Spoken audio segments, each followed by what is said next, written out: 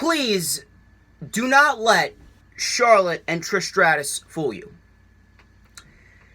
Please do not let The Fiend fool you. Please do not let that fantastic main event between Brock Lesnar and Seth Rollins fool you. SummerSlam 2019 was an absolute lukewarm, boring snooze fest. And I knew it was going to happen. I knew it was going to happen. WWE gave us no other reason to think otherwise. And you know what? It's very sad. It's very sad. WWE did the one thing that they couldn't afford to do. SummerSlam will go down as the weakest event out of the plethora of events that is taking place in August. And Royal Quest, Cardiff, and All Out haven't even happened yet. But have they given you any doubt that they're going to disappoint? No. Sir, that's certainly not the main roster, I'll tell you that. Let's take a trip down memory lane. Let's take a trip down memory lane. Let's take a trip back to the rewind for Extreme Rules, a day after Extreme Rules on July 15th, 2019. What did I say in the first 5 minutes of that review? I said that Paul Heyman and Eric Bischoff are going to be starting as executive directors of Raw and SmackDown. It doesn't matter. I said that Shane McMahon is more likely going to be written off of television after SummerSlam. It doesn't matter. I said that All Out more than likely is going to put on the best pay-per-view of the entire year and then go into their weekly television show on TNT in October, all guns blazing. It doesn't matter. None of that matters. As long as there is still air in the lungs of Vincent Kennedy McMahon, as long as the blood is still pumping through his veins, as long as that man's heart still has a beat, we will see no change, we will see no improvement, and we will see no things get better on the main roster programming. None. I really don't know what else I can say as far as these topics are related. I feel as though I've been saying it my entire life, even though I've been saying it only a few years. I'm going to try not to yell and scream and blow my voice out and get things out of hand. I have one more video to record before I go on vacation on Saturday. It's truly sad. It really is sad. It's sad and pathetic that people subject themselves to such mediocrity and they consume the trash for breakfast, lunch, and dinner and act as if it's the greatest thing on planet Earth. What was so special about SummerSlam outside of 3 or 4 moments? Did you know? Let me tell you something. The pre-show started at 5 p.m. and it ran to 10:30 p.m. Eastern Time. 5.5 hours. You know that there is a problem when there's only 3 to 4 highlights on a 5.5 hour show. And that's sad. And do you know what's even more sad and pathetic? The fact that not even a new up-and-coming rising company that has had the entire wrestling community watching their every move since January in All Elite Wrestling, it is sad and pathetic that not even the spirit of competition can improve things in the WWE. Not even the spirit of competition is going to improve things. And it only further validates what CM Punk said 8 years ago on his pipe bomb during the summer of 2011. The company is going to be better off when Vince McMahon is dead. When the angel of death comes down and claims his soul, and he is buried 6 feet under in a graveyard, then and only then, will things get better. I wouldn't say this is the worst pay-per-view of 2019, because that would be a bit of an exaggeration. That title belongs to Super Showdown. But SummerSlam had one job. They had one job with SummerSlam, to put their best foot forward. And they failed to do so. They failed to do so. It was a complete train wreck right from the get-go. It wasn't a completely horrendous show. There were some good moments, and I'm going to dissect every single good moment, every single bad moment, every single highlight, every single low point. And I'm going to do it in the best way that I can possibly can. But SummerSlam 2019 will go down as the most disappointing pay-per-view of 2019. It is on the same level as Extreme Rules. It's on the same level as Stomping Grounds. It's on the same level as Money in the Bank and Fastlane. Realistically speaking, there have only been 3 good main roster pay-per-views this year alone. That would be Elimination Chamber, the Rumble, and WrestleMania. Now WWE is going into their deal with Fox in the fall, at the beginning of October. Should we put any faith in them? No. I'm not. I'm going to expect what I've always expected from WWE main roster programming for the last half a decade. And that's mediocrity.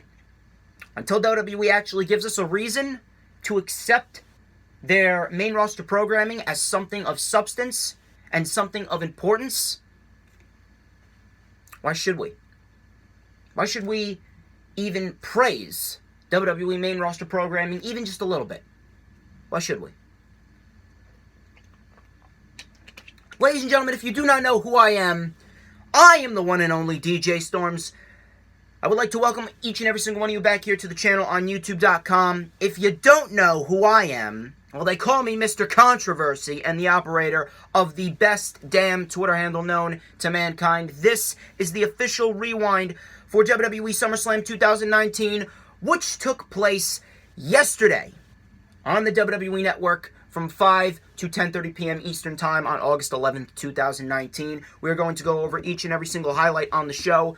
But as you can see by the thumbnail and the title, I am not alone. Back here once again on the channel to dissect SummerSlam, lifelong wrestling fan, DJ Storm's posse member, and an attendance member at NXT TakeOver Toronto 2 and SummerSlam. Please welcome back to the channel once again, Tyson Arnold. How you doing, Tyson? How's it going, DJ? So,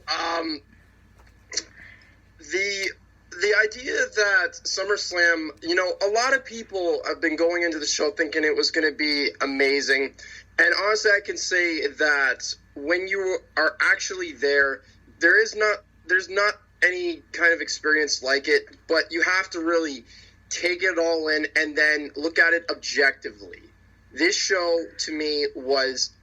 I will give it max a 7. And we'll talk about the things I liked and what I didn't like, things that made sense, things that didn't make sense. But no question, out of the two, I got to go with NXT TakeOver. As always, Triple H always delivers here with 2 Match of the Year contenders for the WWE this year.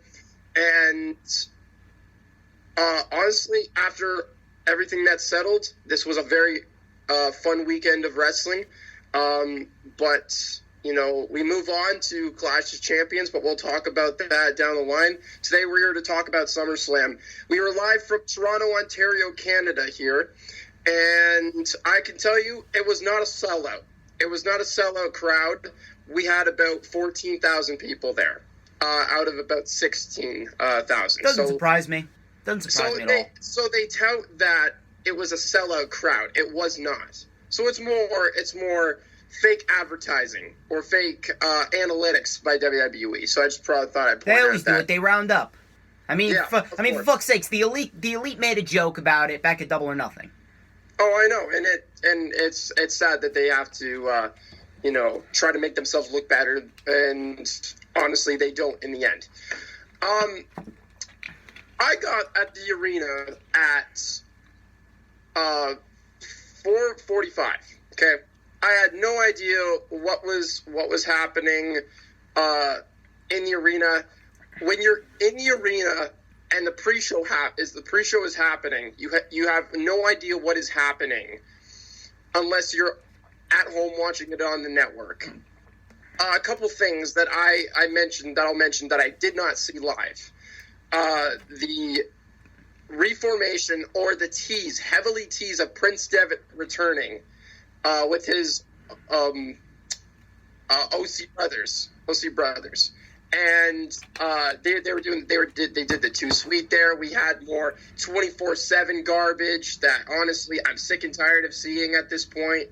I seen Carmella and R-Truth. I think they did that skit there with Drake Maverick at the beginning there. It's a never-ending cycle.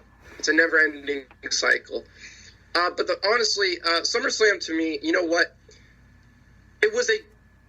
It's hard to say because it was, in some aspects, I really liked the show. Other aspects, I didn't like the show. And, a lot of people say, oh, well, it must have been a great show if you intended it live. No. You can't look at it that way because if you do, you're not being truthful to yourself. Come back down to earth.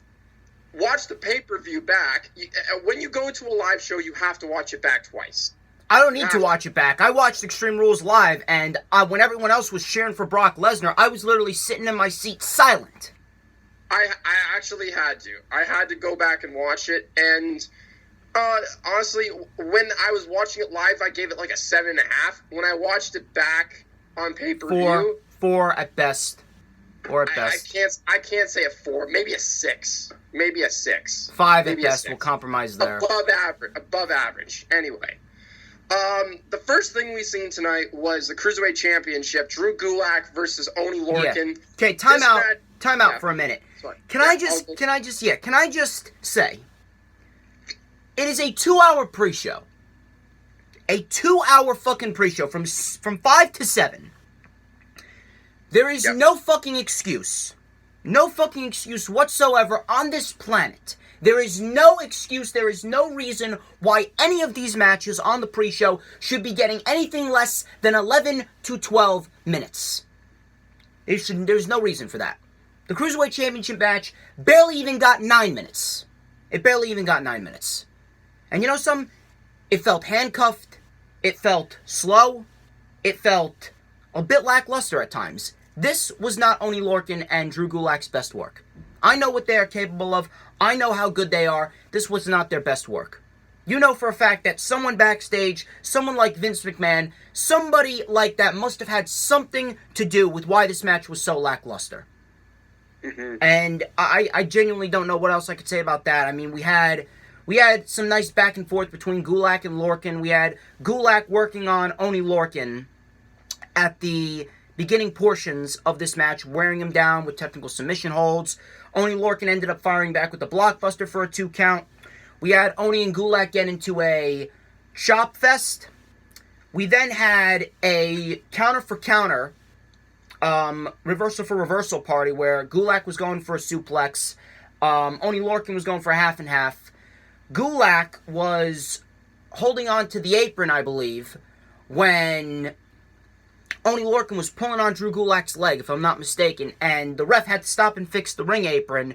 Drew Gulak hit a thumb to the eye on Oney Lorcan and hit the Cyclone Crash, that torture rack neck breaker. Drew Gulak retains the Cruiserweight Championship. Didn't even go 9 minutes. Standard, generic match for the Cruiserweight Championship. Definitely could have been a lot better. I expected a hell of a lot more from them. It wasn't necessarily bad. It wasn't sloppy, it wasn't uncoordinated, it was just standard and boring. And that was the common thread here on SummerSlam 2019. They definitely could have gone a hell of a lot more. They definitely could have gone a hell of a lot more in that match, and they definitely should have gone at least 11 minutes. No reason why it should have gotten less than that. What were your thoughts on this match? Like you already mentioned, so we had here Lorcan lights up Gulak with slaps, the running uppercut. Obviously, the story at the end of this thing here, Basically, Gulak distracted the referee with the ring apron spot. He thumbs him to the eye, hits the torture rack neck breaker for the win here at 8 minutes 45 seconds. Like I mentioned too, and like what you mentioned, matches like these should absolutely have no reason to not go at least 10 minutes.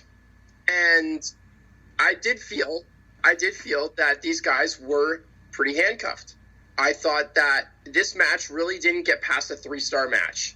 Honestly. Seriously, Oney Lorcan got more time with Arya Daivari on 205 Live back in April than he got here with Drew Gulak at SummerSlam. But then again, this is Vince's show, and he has never ever cared about the cruiserweights, and it's a shame because these two guys, if they were on a takeover, I guarantee you they would put on a 4.5-star match.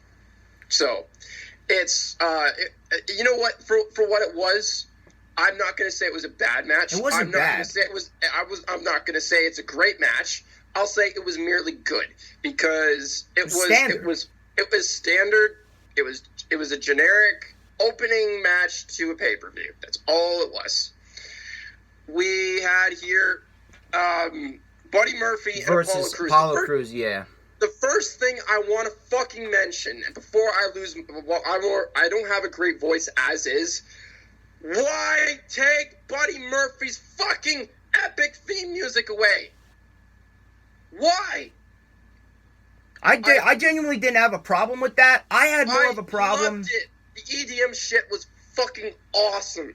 I had more of a problem with the fact that these guys didn't even go 5 minutes. It didn't even go 5 minutes. Yeah, we'll talk about that, but I'll let you go first on this. It didn't even go 5 minutes. Buddy Murphy and Apollo. This is Buddy Murphy's first official matchup as a member of the SmackDown Live roster against Apollo Crews. And you know something? For what they were giving us, it was actually shaping up to be a good match. It was fast-paced. It was high-octane. We had Apollo Crews catching Buddy Murphy in a modified Samoan drop. We had the standing moonsault. Buddy Murphy was able to kick out of that. We had Buddy Murphy letting up Apollo Crews with a couple of strikes, slaps, kicks. The back kicks, he went for the knee, but Apollo Crews countered, and he dropped Buddy Murphy over the top rope. He went for the apron moonsault, but Buddy Murphy moved out of the way, shoved Apollo Crews into the steel steps. He ran back into the ring and did a beautiful Tope Con Hero over the top rope. Beautiful fucking Tope Con Hero. He rolls Apollo Crews back into the ring, and out of nowhere, Rowan comes in and big boots Buddy Murphy and power bombs him into the apron and says, "Keep my name out of your mouth." This is the second time within a week that you made Buddy Murphy look like a complete bitch. You realize this man was on 205 Live putting on fucking classics, putting on match of the year candidate after match of the year candidate with the likes of Ali, Cedric, Nice, Tozawa. He held the Cruiserweight Championship for nearly 200 days.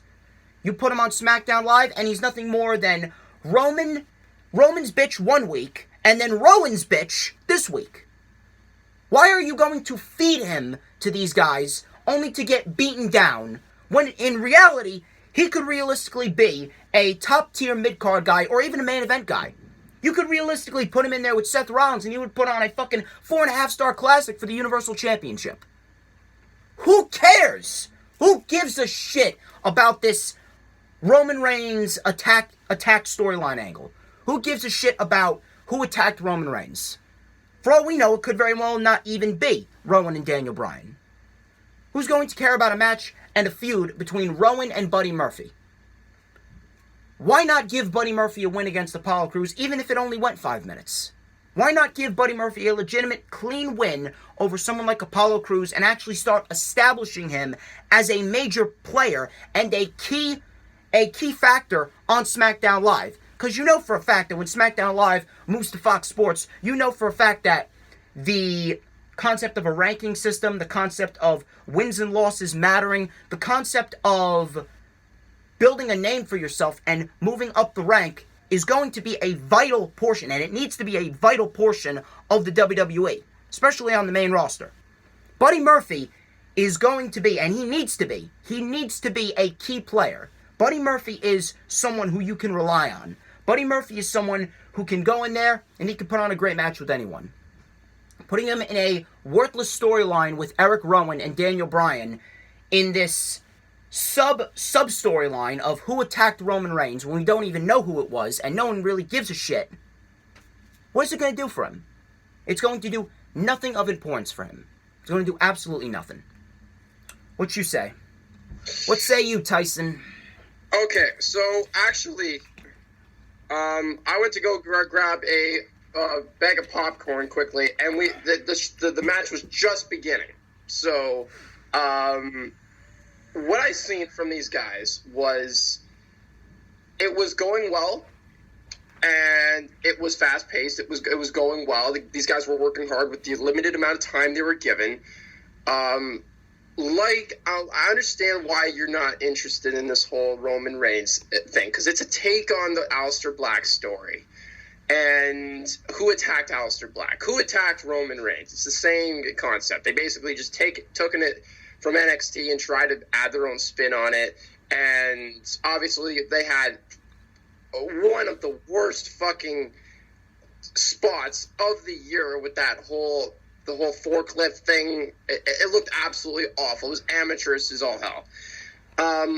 Here, though, Rowan at the end of this thing attacks him, and I have no idea where this goes. Maybe they want to build up this guy as a babyface. I don't know. I could see it, but they need some top heels also as well. And I think Buddy Murphy's a great fucking hand. I think eventually he's going to get to that point where he's going to want to fight for the Intercontinental Championship or possibly even the WWE title by next year. So, it's unfortunate that it had to end in a DQ. I think a Buddy could have used this win. And if I'm going by a star rating, I can only really give it, maybe two and a half. 2.5. It was solid, but really it got cut short. I mean, I don't really mind the Roman Reigns angle, but the fact of the matter is that this Roman Reigns angle is now affecting other superstars in a negative way, especially Buddy Murphy. Again, the second time within a week that you made him look like a complete pushover. This guy is no pushover. This guy is the person that should be pushing people over. Take a look at what he did on 205 Live. He was the juggernaut of that division. Even in a division in which there's only like 14, 15 people. Even on SmackDown Live, you can still make him a force to be reckoned with. Even on SmackDown Live, you can still make him a beast. You can make him that cocky jock type character. What they've been doing with them? Not even having him on TV, and now making him look like a pushover not once, but twice within the same week? Is this really what they think of Buddy Murphy? If so, that is fucking sad. Yeah, it was, he's gonna get his due time, eventually, and I have no confidence in this company to do so. Maybe so, but this guy's way too. Like I mentioned, we could see Gargano tonight, and he better not be the same fucking type of. He's an exact same kind of guy as a Buddy Murphy, and these guys are too fucking talented to not succeed.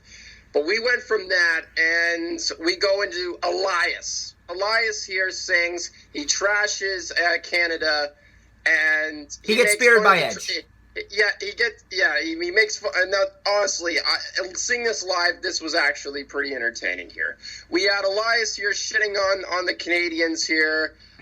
There was a line where he made fun of the fact that the Toronto Maple Leafs don't have a Stanley Cup in 50 some odd years. That was pretty funny. Rock did it better. Yeah, in 2004, that is true. But yeah, the crowd was super hot in terms of crowd reaction here towards Elias. He got proper heel heat here. Edge comes down, he gets a massive fucking ovation here, and it was great to see him. He absolutely killed Elias with the spear here, and he honestly, if he wasn't injured, He looks like he's ready for another world title run. He looks fantastic, honestly. But it was a nice buffer before we got into the last match on the pre-show. Entertaining or not, it was just a waste of time. It was the same thing that we've seen with Elias week in and week out, only this time it was a Hall of Famer getting a massive pop in his home country and spearing Elias. That was pretty much it. Then we go to Alexa Bliss and Nikki Cross versus the Iconics. I'm going to be completely honest with you. Didn't even watch the match. I did not even watch the match. You know what I was doing? I will tell you about the match. You know what I was doing? During this 6.5 minute period? I was having dinner. I was eating pesto linguine noodles and pork tenderloin, and it was an absolute delight. I would take a nice plate of pork tenderloin and pesto linguine noodles over Alexa Bliss and the Iconics any day of the week. Fucking loved it. All I know is the fact that it went 6 minutes and 15 seconds, and Alexa Bliss and Nikki Cross won with Alexa hitting Twisted Bliss. Didn't even watch the match. Didn't even watch it. I will tell you about the match here. First off, when the Iconics came out, I wanted to gouge my eyes out. I wanted to cut my ears off. It's honestly, you hear them on television, you hear them in real life. Oh my god! You know what I wish would have happened? Do you remember? Glass shatter. Do you remember the random episode of NXT back in 2018? Do you remember when Mustache Mountain won the NXT Tag Team titles? They were getting set for a match against a couple of jobbers. And out of nowhere, Roderick Strong comes flying in with a knee to one of those jobbers. You remember that? That's what I wanted to see happen to the Iconics. I want to see Roderick Strong come flying out from behind them with a huge fucking knee out of nowhere when they're making their entrance. That's exactly what I want to see. And then one of these jobbers gets super kicked by Adam Cole, and Roderick Strong delivers probably the most brutal half Nelson backbreaker I think I've ever seen, and then he tosses him over the ramp. That's exactly what I want to see happen to the Iconics on television. If someone from WWE is watching, please, if you make that come true, please make my dream come true, and I will never ever fucking complain about WWE ever again. I never will. That's a lie. They're not going to do it. I determined that is a lie. They're not going to do it. They're not going to do it, though. So they come out and... Okay, the first thing I want to mention, though, outside of what I just already mentioned, the whole theme of this SummerSlam was the Hart Foundation and Canada in general. There was so many instances where the gear was inspired by Toronto-based media. And the Iconics came out in the Hart Foundation, kind of outfits. Bias aside, I don't like them, but I thought that was a nice touch. We have Alexa Bliss coming out like fucking Buzz Lightyear. She comes out as Buzz Lightyear. And it was... Yeah, honestly, if it was anybody else, I would have marked out. I fucking hated her even more after this. Because I love Toy Story. Anyway... I wish she would have gone away to infinity and beyond. I wish she would have flew away to infinity and beyond. Okay, what can I say about this match? Really, the usual stuff here. Nikki hits a jawbreaker. They work into a double down. This was on Peyton Royce, by the way. Wholesale changes to Bliss and Kay. Bliss hits a double knee moonsault here. Kay cuts her off. Royce tags back in. Bliss fights them off. Nikki comes in, takes out Kay. This is just a clusterfuck at this point. But Royce what Iconics match is not a clusterfuck? NXT. There you go. There you go. Royce maintains control, covers for two. She throws a fit. Bliss hits the big right, which is the women's right. Same fucking thing. It's just the right hand. And Twisted Bliss falls for the win here at 6 minutes and 10 seconds. You know what? What the fuck there's literally nothing here that stood out to me outside of their outfits. they looked better than the actual match itself. So there you go. I'm surprised Nikki Cross didn't come dressed as Woody. Anyway, my God. Before we move on, hands down, the worst pre-show of the entire fucking year. This pre-show made the pre-show for Fyter Fest look like WrestleMania. Look like a complete, yeah, that's exactly what it did. And Nakazawa and oh my God, no, don't even remind me about that pre-show. That pre-show looked like WrestleMania compared to the SummerSlam pre-show. That's how bad the pre-show was. Oh, God. Moving on. Yeah, so we open up the show here with the Raw Women's Championship at the 7 o'clock hour. Yeah. Natalya and Becky Lynch. Yeah, Becky Lynch and Natalya here. Yeah. Natalya actually got a big pop. She came out with the Canadian flag. Becky was actually very over in Canada. This wasn't really anything special, but I will say it was fun for what it was, mainly because of what the crowd brought to it. The crowd really brought a high level of intensity. The crowd really brought a sense of excitement to the match. It really wasn't anything that special, but the crowd made it fun. So I will give it that. But this wasn't really a show stealer of a match. It was a standard submission match. Becky Lynch was wearing down Natalya at the beginning of the match. We had the Bexploder. To the outside, Becky was actually tossed. And the story of the matchup was Becky Lynch's leg, as Natalya did a running knee into the barricade to Becky Lynch's left leg, I believe it was. Her left leg, I believe it was. That became the story of the entire match. It was the right one. Oh, it was the right one? Yeah, it was the right one. I apologize. It was the right leg, and Natalya drove her knee right between Becky Lynch and the barricade. Right, Becky's right leg got driven into the barricade by Natalya's knee, and that was the story of the matchup.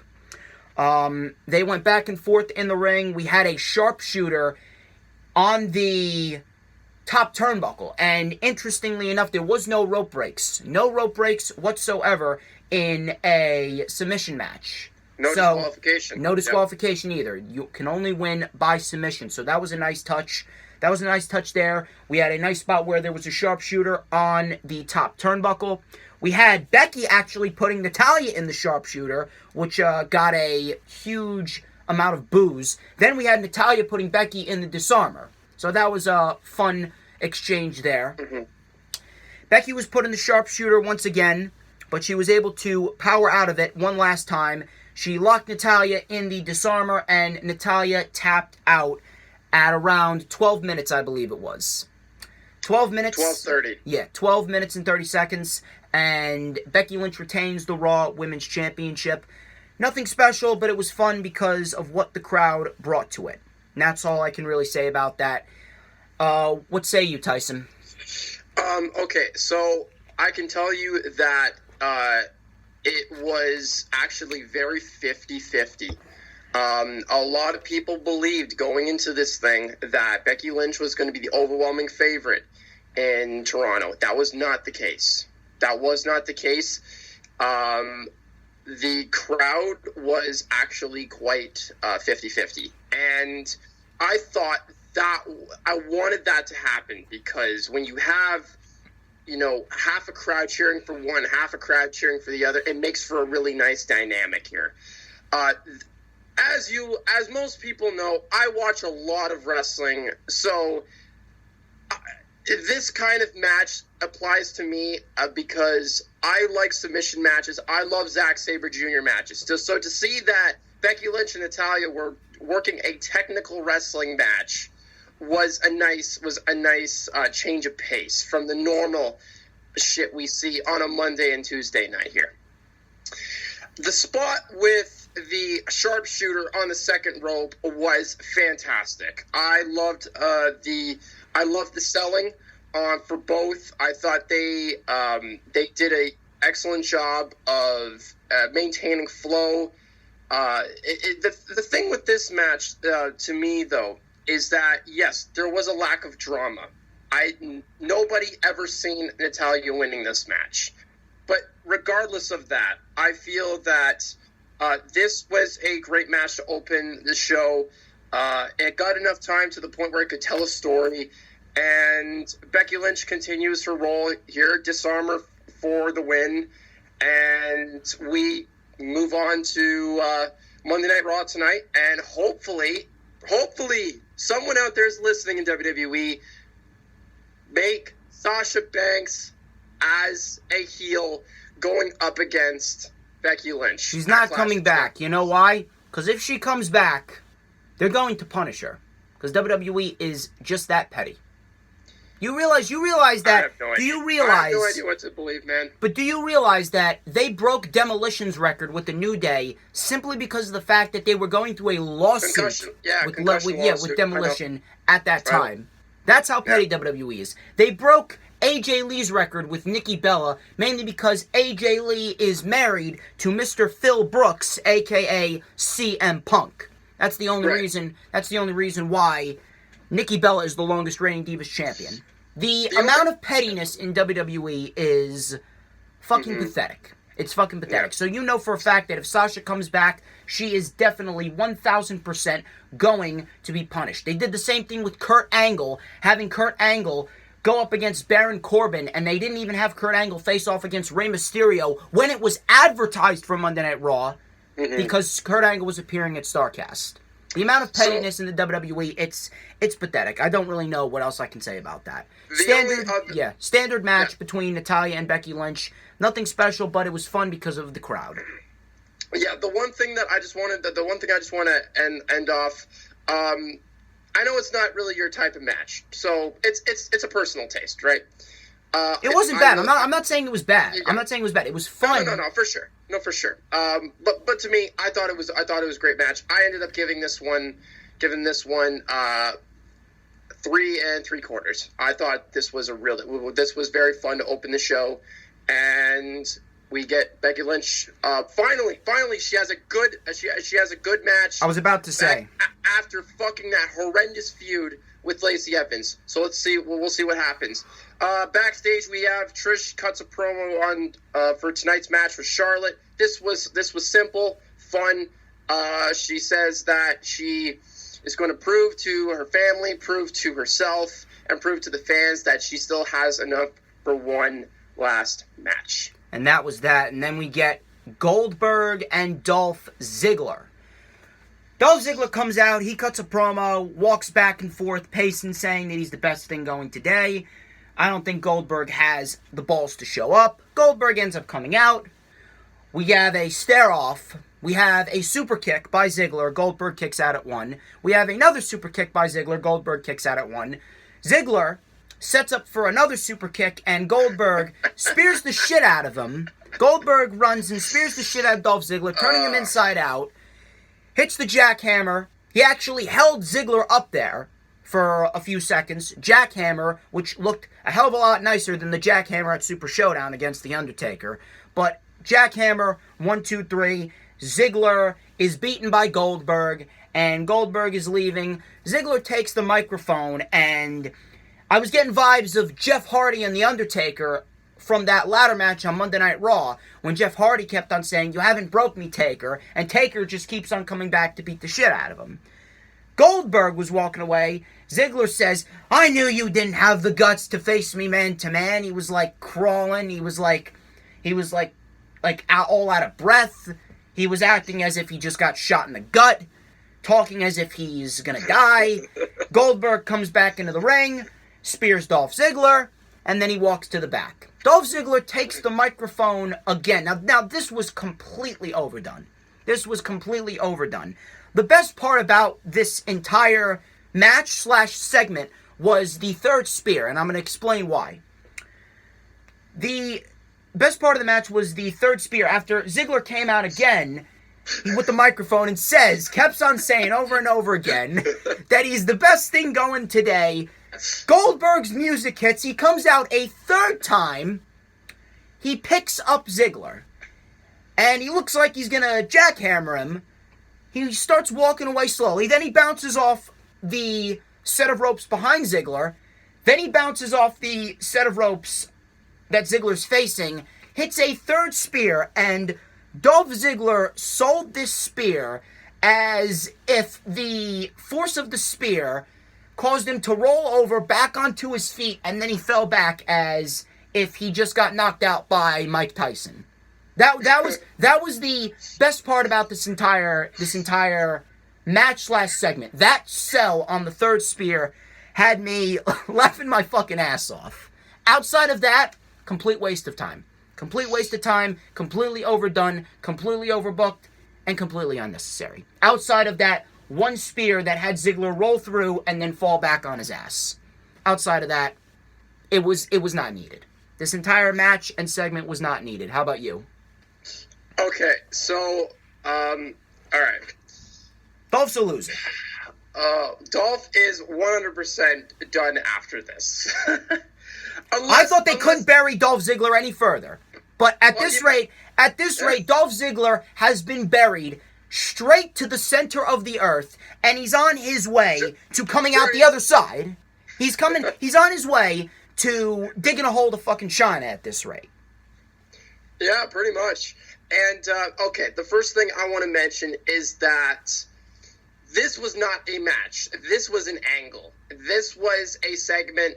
This was not a match. Honestly, when Goldberg came out, the crowd absolutely lost their fucking mind. And it was, they treated this guy as a mythical god. Because, well, one, Toronto is a very marked crowd. We love professional wrestling. It doesn't matter. We always pay respect to the legends of old and all that. Because, I mean, we're home to Kenny Omega, and we've got Bret Hart, Chris Jericho, Edge. So, you know, it is what it is. Yeah, Goldberg comes out here. He absolutely demolishes Ziggler here. I mean, what can I say about this? You know what? It was hilarious. It was funny, but at the same time, it didn't help Dolph at all. It was embarrassing. It was embarrassing. It was very embarrassing for a guy that once upon a time ago won the World Heavyweight Championship and maybe probably the second best cash-in of all time. And, you know, after this thing, you know, Goldberg hits a second spear, and then Dolph Ziggler, by the way, what you didn't hear was what I heard. He goes on the microphone and says, is that all you got, dipshit? And he says, I knew you didn't have the balls to face me and a man.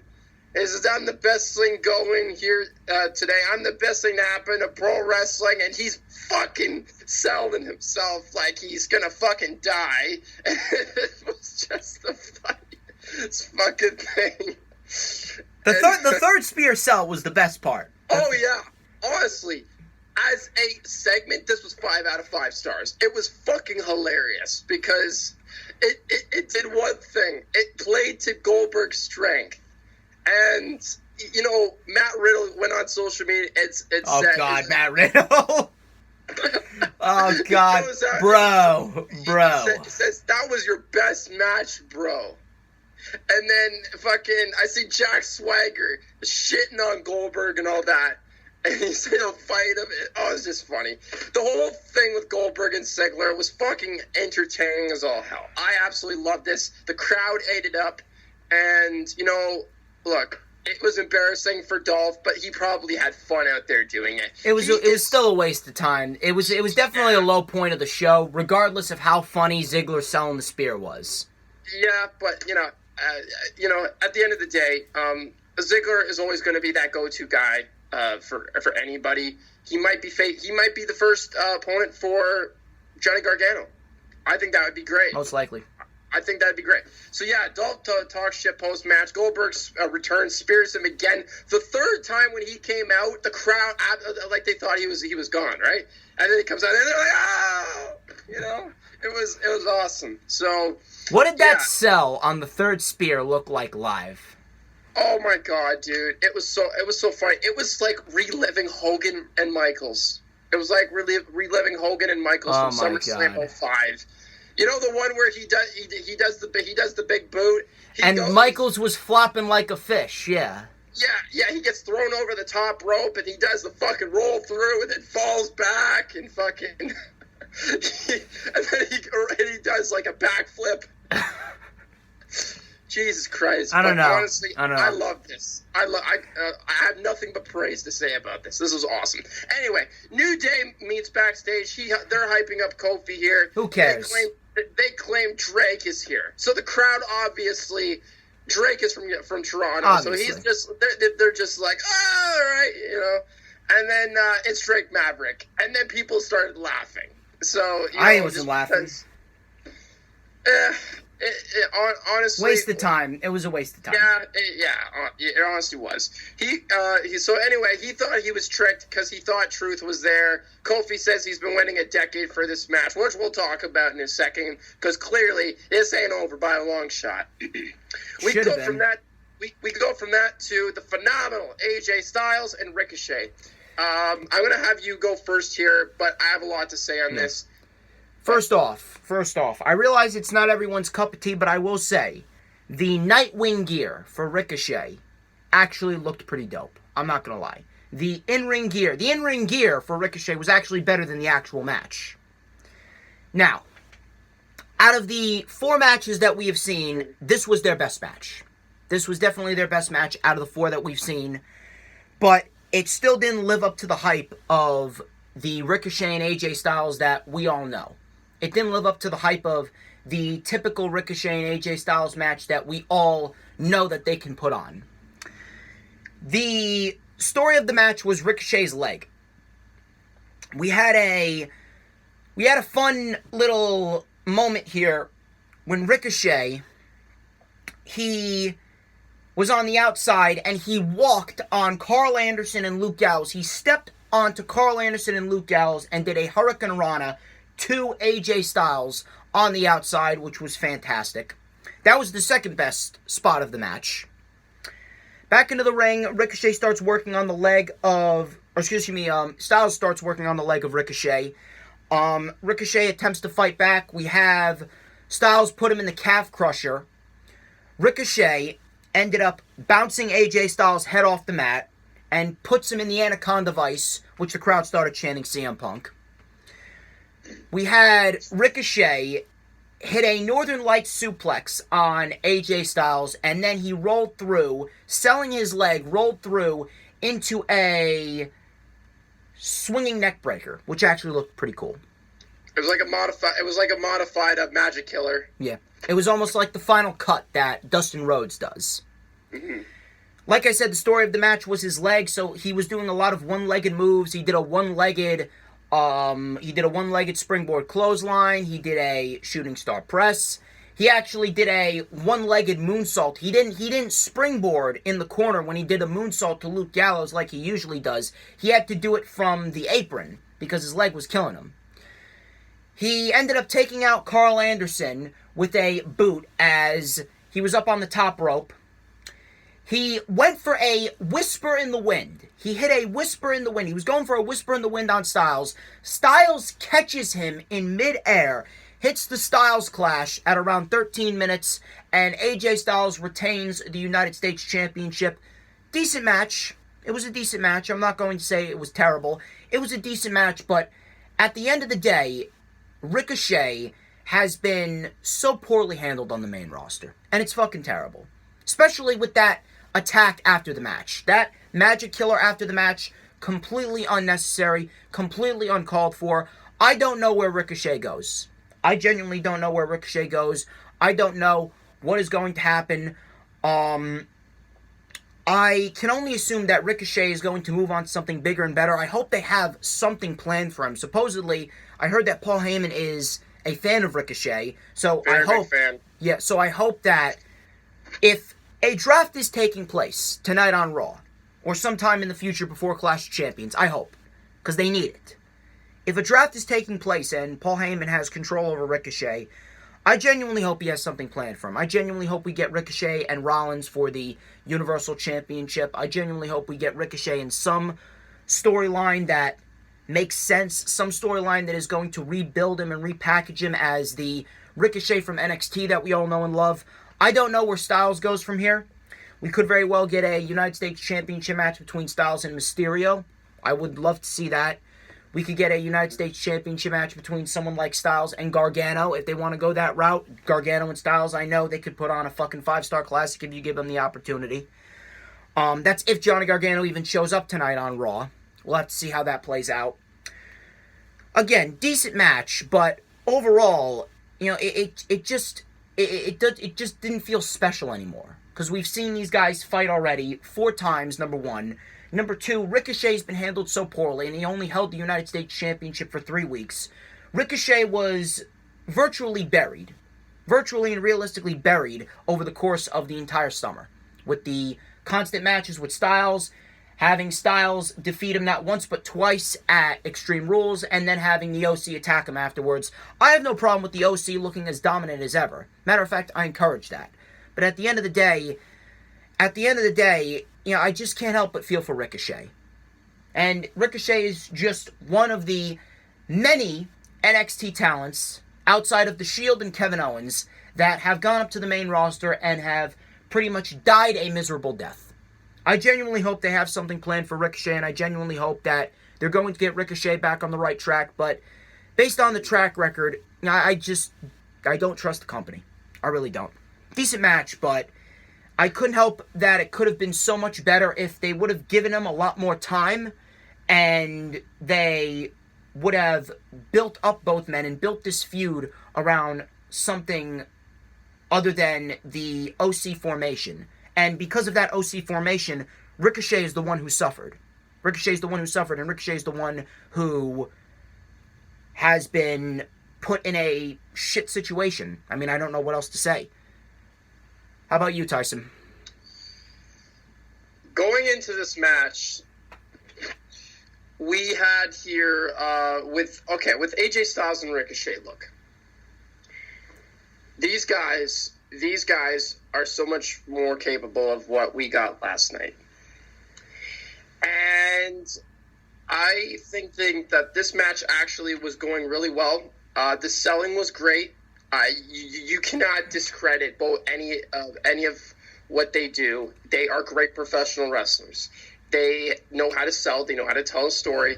But I think the reason of why they were doing the story aspect of it with the knee and with the leg of Ricochet, and obviously, Ricochet was working on the midsection of AJ the majority of this match.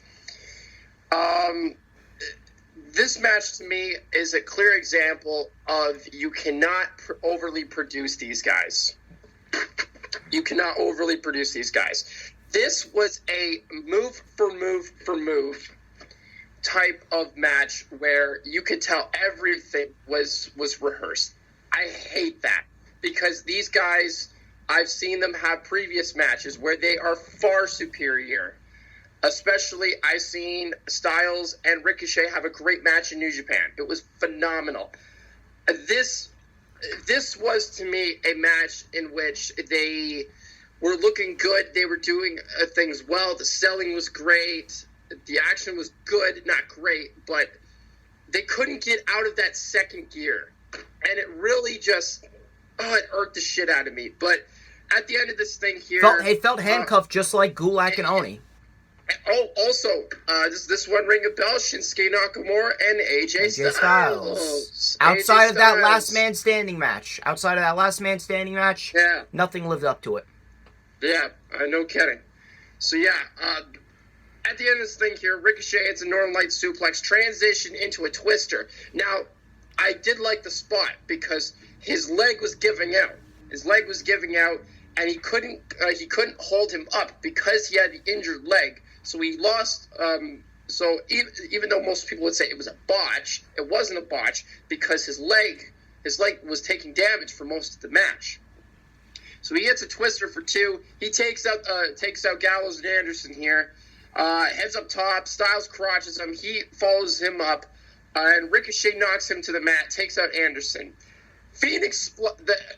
Ricochet goes to hit which you call the Whisper in the Wind, is actually called the Phoenix Splash. Well, AJ was standing up. See, a Phoenix Splash is when he follows through and crashes in a regular frog splash position on AJ Styles. AJ Styles wasn't laying down. He was standing up. He went for a Whisper in the Wind type move. But it had the rotation. It had the rotation of, like, one of those. Anyway, so, yeah, at the end of this thing here, Styles catches him in the Phoenix Splash position, and I was having flashbacks to AJ's match with Kota Ibushi at Invasion Attack a couple years ago, in which Kenny Omega got on the ring apron, and he didn't want to push Ibushi. He didn't want to push Ibushi, but he had ties to Bullet Club. It was great. It was a great drama sequence. And Ibushi kind of nodded his head. He went for the Phoenix Splash. He grabs him, hits the Style Clash for the win, and he retains the IWGP Heavyweight title. The same thing happened here. This was exactly taken from that match, and I love the ending to this match. I actually thought that was a very, very nice throwback to that. AJ Styles retains here at 13 minutes. In my opinion, it was going really well, but it couldn't hit great. Very much like this match, and with the Natalia match, I thought it was about a 3.5. I will give it a 3.5. I thought it was pretty good.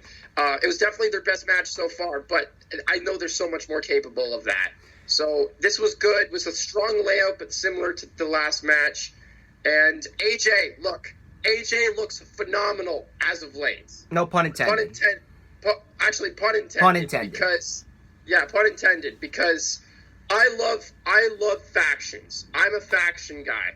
I love the Bullet Club. I love Undisputed Era. I love Los Ingobernables de Japón. I love the OC. The OC is a great homage to Bullet Club, and I love that they are getting behind these guys, finally, after years of being in the company, since 2016. So, but I do have to wonder, where do you go with Ricochet? Do you put him against Seth Rollins in a Clash of Champions match, a showcase match, very similar to the match with AJ Styles and Seth Rollins? Could be. But it's probably going to be Drew McIntyre. Most likely. But yes, this was a very good match, but it didn't end up hitting the great territory. You know, I don't really know. I don't really know. Yeah. I don't really know what it is, but WWE, like you said, they really do have to stop with the overproducing. They really need to stop.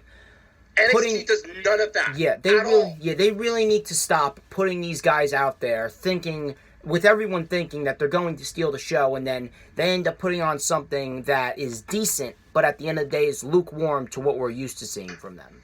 Now, the only thing that honestly I can take away, though, as well, is what you said about the overly produced matches. A match like Mia Yim and Shayna Baszler, regardless if it was produced or not, it was going to be bad regardless. Well, yeah, because of two reasons specifically, and I said this on the Rewind. Number one, it was way too slow paced, and it was very methodical, and that didn't help because of the fact that they did not gel well. Yeah. They did not gel well. Well, because it did follow 3 classics back to back to back. So you know that the crowd was going to be dead. You know that the crowd was going to be dead, and you know that since they were working a slow, methodical pace, you know for a fact that the crowd. Shayna, but we did not believe in Mia. And the crowd, it was library silence. Yeah. We actually popped when Shayna retained. So, it might not have appeared that way on TV. It sure as hell did in the arena. Anyway, post-match here, back to this match. The Good Brothers lay out Ricochet with the Magic Killer post-match. I don't know where they go with Ricochet, but he is so much better than he's been treated. It's a big question mark. It's a big question mark. And we go backstage here with the Street Profits and Ric Flair. Crowd erupts in the woo chants. It was great. It's great to see Rick back. He looks. I mean, I hope he's around for as long as he can, because every time you see him, you think that is what professional wrestling is. It was Ric fun, Flair, but at the same point in time, it was another wasted segment. Same point in time. But it wasn't too long. It was like maybe 2 or 3 minutes. So it was fun, but don't get me wrong. But I have a feeling that the WWE main roster is going to make us hate the Street Profits. We'll see what happens because honestly, the crowd was so hot for the Street Profits when they faced off against Undisputed Era. No, I'm talking about the main roster. Okay, main roster. It depends. But yeah, next match for you. Bayley and Ember Moon. This was a major, major disappointment in more ways than one. First off, how is it that you're going to put Bayley and Ember Moon out there and they only go 10 minutes?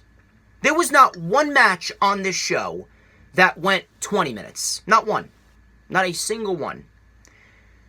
Bayley and Ember Moon is a picture-perfect example of what happens when you take two women and you build them up so poorly.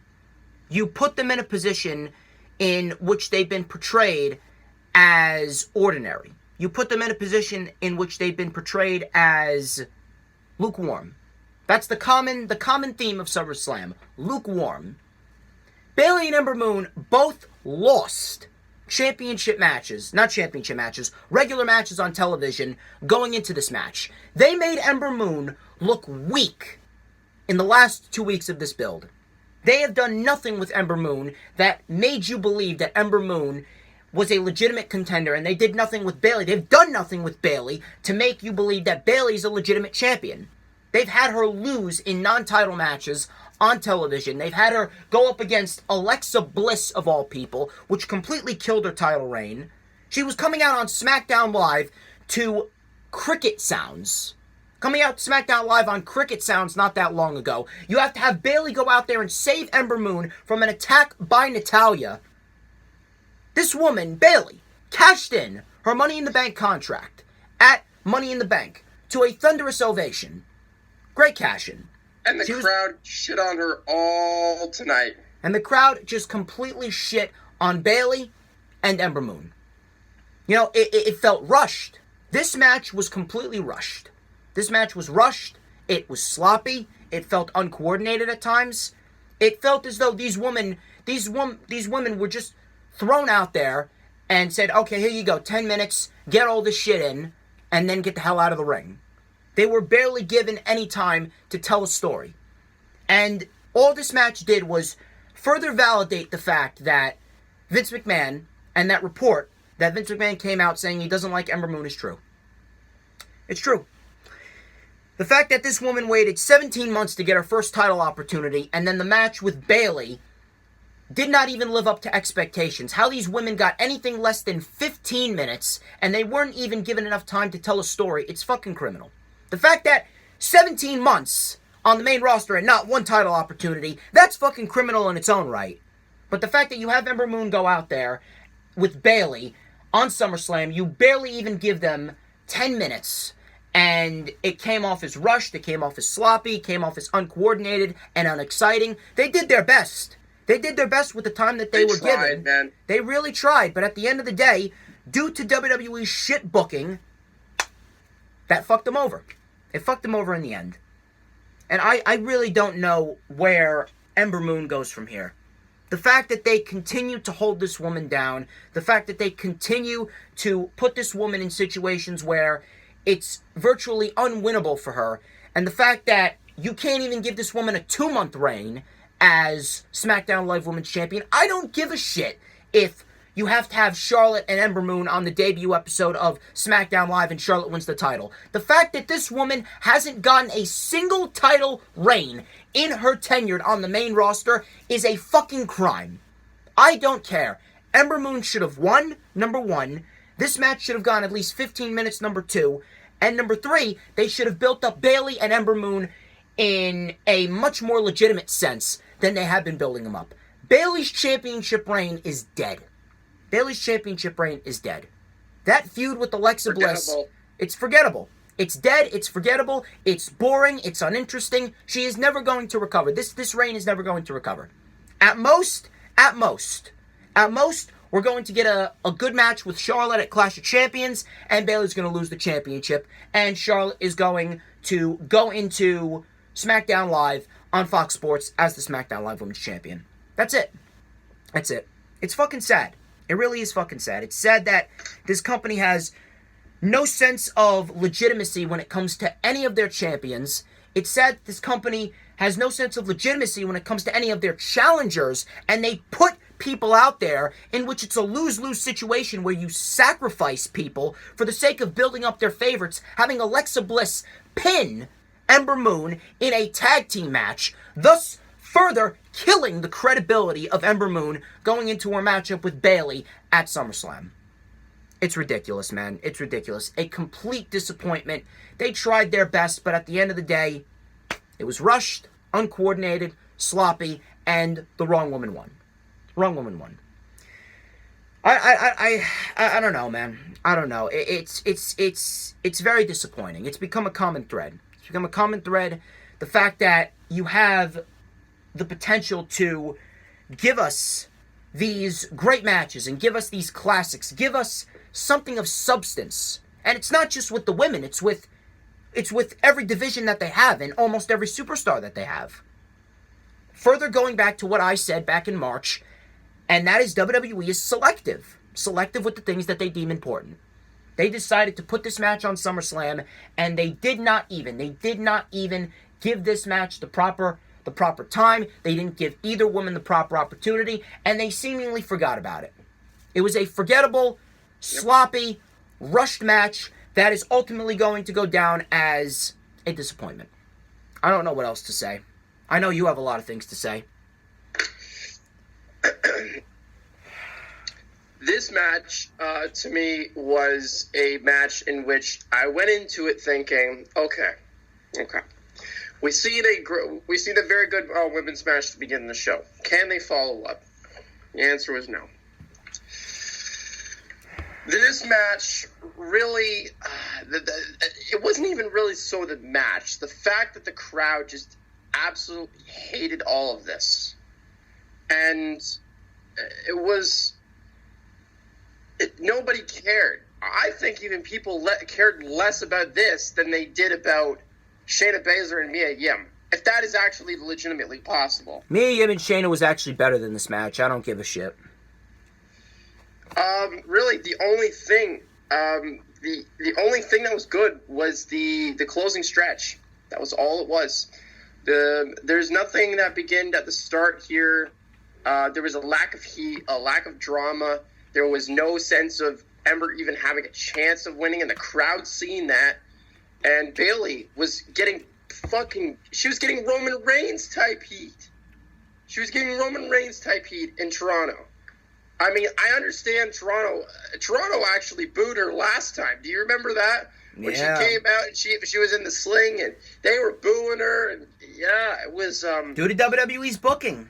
It's they weird. have no one to blame but themselves. And then people will say, "Oh, well, Toronto is a murky fucking crowd," and that's a lame excuse. A lame excuse, man. And Bayley sucks. You know, like she doesn't. She's a great fucking wrestler, and it's the reason is that again they fucking overproduced this match, like every goddamn match on the main roster. Like it irks the shit out of me that we don't see. If this was on TakeOver, it would have been just as fucking good as Io and Candice. I don't even think that it was overproduced. Ricochet and Styles was overproduced. I don't even think that they even gave this match an opportunity. They didn't even give this match an opportunity. It was pretty similar amount of time. I mean, all they got was 3 more minutes here. The closing stretch here, basically, Moon cuts her off as Bayley heads up top to the top rope. She hits the Hurricane Rana. That looked nice. The modified code breaker for 2. That was a good spot in this match. Bayley fights off a German suplex here. Moon counters with Bayley to belly, hits a power bomb for 2. That was nice. Moon heads up top. Bayley cuts her off and hits an avalanche Bayley to belly, the biggest spot in this match. Like I mentioned here, this match was nothing but the closing stretch. In wrestling, there's a middle, there's a beginning, there's a middle, and then there's a closing stretch. When you have a closing stretch but nothing else at the beginning, or in the middle, it's not going to be a good match. It disgusts me. And it really does disgust me that this company has zero faith in anyone except for their favorites. They have zero faith in Bayley. They have zero faith in Ember. The only reason why Bayley is champion is so that way she doesn't follow in the same footsteps as Sasha Banks. Because you can see, I've said this before, you could visibly see on Raw and SmackDown after WrestleMania that Bayley was visibly frustrated. And because of that frustration, they gave her the Money in the Bank briefcase, and they gave her the SmackDown Live Women's Championship merely to keep her happy so she doesn't follow in the footsteps of Sasha and walk out, because they couldn't afford to lose 2 of the 4 horsewomen. Yeah, so honestly, if I had to give this a rating, due to the closing stretch, it wasn't a complete dud. Or a 1 out of 5. It was rushed. It was still rushed. I would say, but due to the crowd shitting all, I was originally going to give this maybe a 2 3/4. But at the end of the day, the crowd made this match even worse, and I have to give it only a 2 out of 5. I don't blame you. WWE is no one to blame but themselves. They have no one to blame but themselves. Bayley wins here with the belly-to-belly from the top rope at 10 minutes here. Terrible. Nothing much more I can say here. Terrible. Shane McMahon and Kevin Owens. This only went 9 minutes and 35 seconds, and it was overbooked.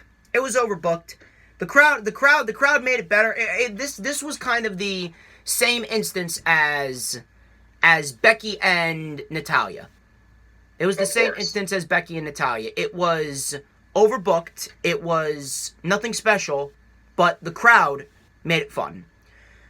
Shane McMahon actually made Elias the special guest enforcer.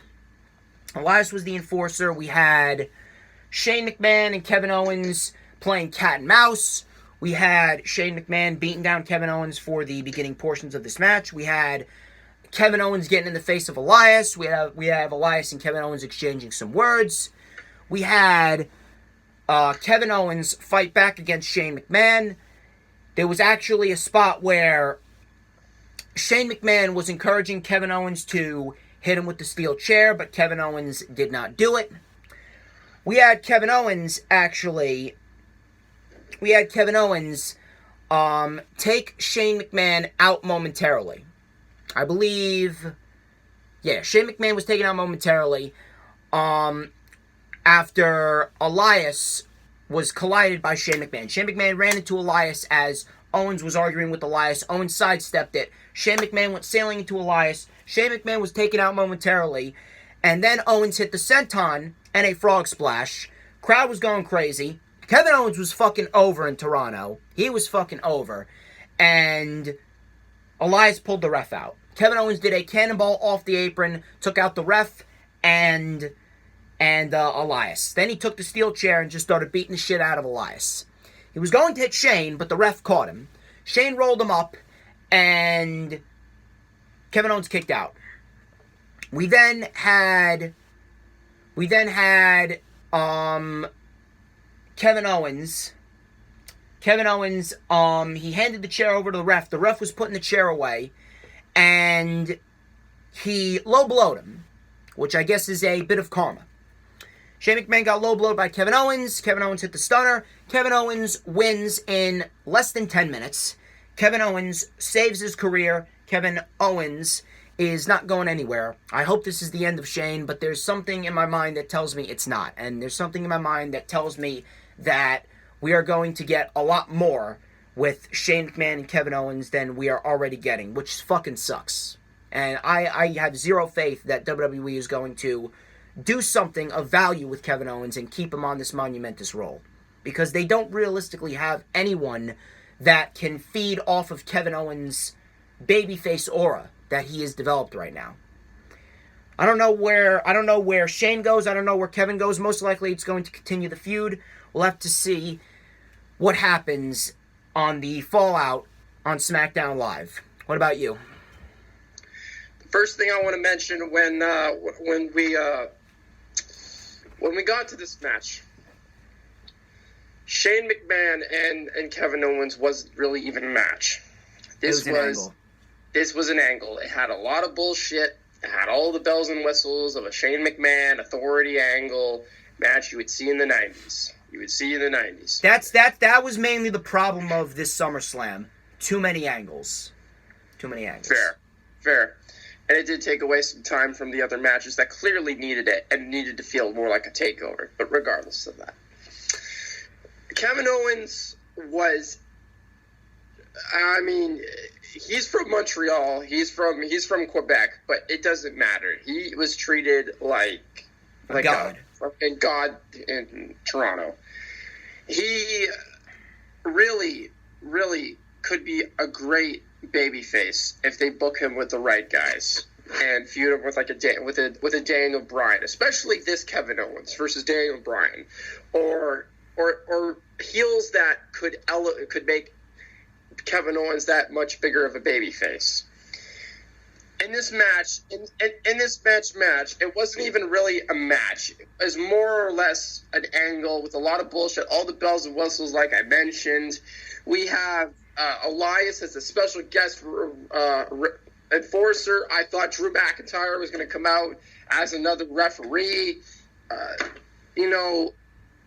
Elias honestly is a fucking dead character. Honestly, he's been dead. He's been dead for the last year. I know, for sure. So at the end of this thing here, super kick by Kevin Owens. The swanton that he did on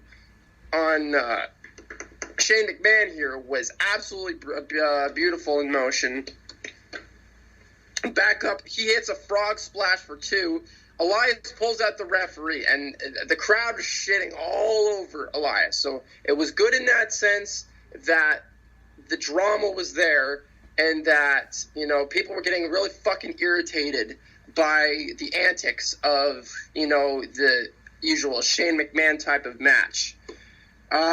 Here he takes out Elias and the referee. Kevin grabs the chair. Elias cuts him off, then gets taken out with chair shots. And we're literally, okay, by another thing as well, Ty Dillinger is still over.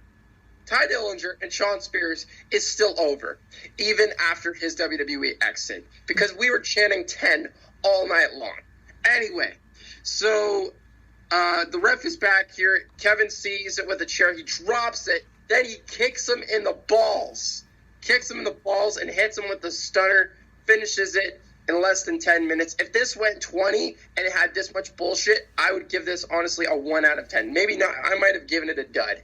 But thanks to the crowd reaction and just the overall, sheer joy that Shane McMahon has done, at least for now, he's done. For the foreseeable future, I hope. I'll probably give this a 2.5. It was fun. It was fun, and it got its point across, and we got rid of Shane McMahon, at least for now.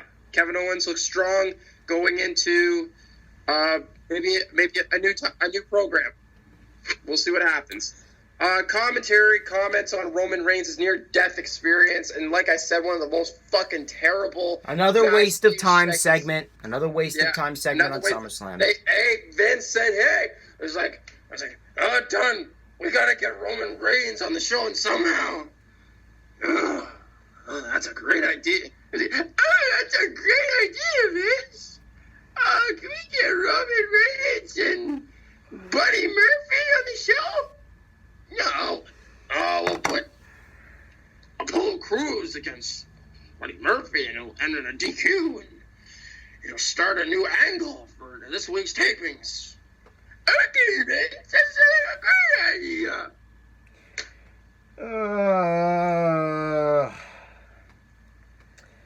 I don't know, man. Your voice is fucked up, by the way. Oh yeah, I know it is. Anyway, we go from that. Now, this was the best fucking thing on the entire show, and I'll let you go first. It wasn't the best. It wasn't the best. I would say it was one of the best. I would say it was probably the third best thing on the show. We had Trish Stratus versus Charlotte Flair. This was very well done. This was actually one of the very few highlights on the show that was actually worth going back and watching. If I was to give you one highlight to go back and watch, you could definitely rewatch Trish and Charlotte, and I'm going to tell you the other highlights that you can definitely go back and watch. We had Trish Stratus and Charlotte Flair. The crowd was fucking lighting up for Trish Stratus. They were lighting up for Trish Stratus. We had Trish Stratus taking out Charlotte Flair with a few Hurricane Rana takedowns. We had Charlotte actually sending Trish into the steel steps, I believe it was. Did you send her into the steel steps? Let's see here. Trish, yep, that was in the steel steps. Yeah. Yep. That was at the beginning of the match. Charlotte ended up working on Trish Stratus for the majority of the match. Trish Stratus ended up fighting back. We had Trish Stratus do a Hurricane Rana, a huge Hurricane Rana to Charlotte Flair from the top. That looked fantastic. I actually thought that Charlotte was going to do a powerbomb from the top, but we actually got a huge Hurricane Rana from the top. That took out Charlotte Flair. Trish Stratus got the close 2 count on Charlotte there. We then had Charlotte get taken out momentarily by Trish, and Trish Stratus put Charlotte Flair in the figure 8. She actually did a better figure 8 than Charlotte. She bridged beautifully. She bridged that into yoga the figure paid 8. Off. That yoga definitely paid off. She bridged into the figure 8 on Charlotte Flair beautifully. The crowd was going crazy, thought that Charlotte was going to tap out. Charlotte ended up making it to the ropes. Charlotte hit the big boot on Trish Stratus. Trish Stratus was able to kick out. Trish Stratus was able to hit Stratus Faction. Beautifully done. Charlotte was able to kick out. A lot of people thought that was it, but Charlotte kicked out. We had Charlotte and Trish going chop for chop on each other. We had the chick kick, but Charlotte Flair kicked out of that. Trish Stratus was going for one more big move, but Charlotte Flair countered with another big boot. Locked her in the figure 8. Trish Stratus taps out. Charlotte gets the win in a very good match. One of the best parts about the show, if you want to go back and watch it, the crowd was lighting the fuck up for Trish Stratus. Charlotte Flair leaves. We got a proper send-off for Trish Stratus. And you know something? I would say that was a damn good way to go out. Putting over someone like Charlotte, having a great match at the end of the day. The crowd really appreciated Trish. Definitely, like I said, one of the better parts of the show. And that's really all I can say. Very good match. It did what it needed to do. Charlotte got the win. More likely than not, Charlotte is going to move on to a SmackDown Live Women's Championship opportunity. What are your thoughts on this match? Honestly, this was this. Okay, all right. If I'm talking the best match, honestly, man, this is the best match for me. This was the best match for me. The best moment, we'll talk about it in a bit. Charlotte and Trish Stratus was a match that I've wanted to see for a long time. They actually made this very believable in a sense that Trish could actually stand a chance. She did not look like she had any ring rust. Now, this was clearly rehearsed. Because there's no way Trish could be that good without wrestling at least a little bit, because she had been gone at least 8 months at this point, right? Charlotte is a great fucking heel. She is fantastic as a heel, and she should be a heel the rest of her career. She is just like her old man. She is fantastic as a heel. The selling, the facial expressions, the whole mad queen type of vibe I get for her was absolutely brilliant here. Charlotte was getting booed like fucking crazy. It was wonderful. Trish was treated like a goddess here, as always, because she's always been that way. She's always felt that way, especially here in her hometown. Honestly, I can't go over everything that happened in this match. I mean, Trish made the crowd pop several fucking times on head scissors takedown here. Trish looks for a Rana, hits it, covers for 2. Charlotte counters the chick kick. Big boot falls for 2. Some really really good near falls here. Trish locks in the figure 4, transitions into the figure 8. This got a massive pop from the crowd. Here also, so Charlotte gets to the ropes. I don't know how she did. I mean, this is where the disbelief part of it comes into play, where it didn't look realistic, but whatever the case may be. Trish cradles her for 2, and a very nice transition. Chick kick falls through. Charlotte kicked out of 2 finishers. 2 finishers with the Stratus faction and the chick kick here. Charlotte then hits another big boot, and she literally flops. She literally got tossed inside out. It looked like if Okada went for a rainmaker. That was what Charlotte's boot did to Trish Stratus here. She was flopping like crazy here. Her selling was great. And we go from that, and Charlotte locks in the figure 4, transitions into the figure 8. Trish taps at almost 17 minutes here. And this was, in my opinion, honestly, it's in the top 3 best matches. I would say it was the second best match. I would say it was the second best match on this show. Second best match on this show. It depends on personal taste. Because put it this way, the crowd did great. Both women did great. Nothing was sloppy. Nothing was uncoordinated. It was very smooth, very crisp. But at the end of the day, it was still a basic match. Still a basic generic match with the enhanced crowd. That was pretty much it. And the crowd was really enhanced mainly because of the fact that Trish Stratus was from Canada. And at the end of the day, it's in the same boat as Natalya and Natty. It wasn't terrible. It just wasn't anything special. But it was very good because of the crowd. It was very good because of the crowd. It's definitely in the top 3 matches of the year for the women. It's definitely in the top 3. I mean, I would say it was probably number 3. It's probably number 3. Probably number 3. Yeah. First is Io and Candice. Second is Becky and Asuka, and the third is Trish and Charlotte.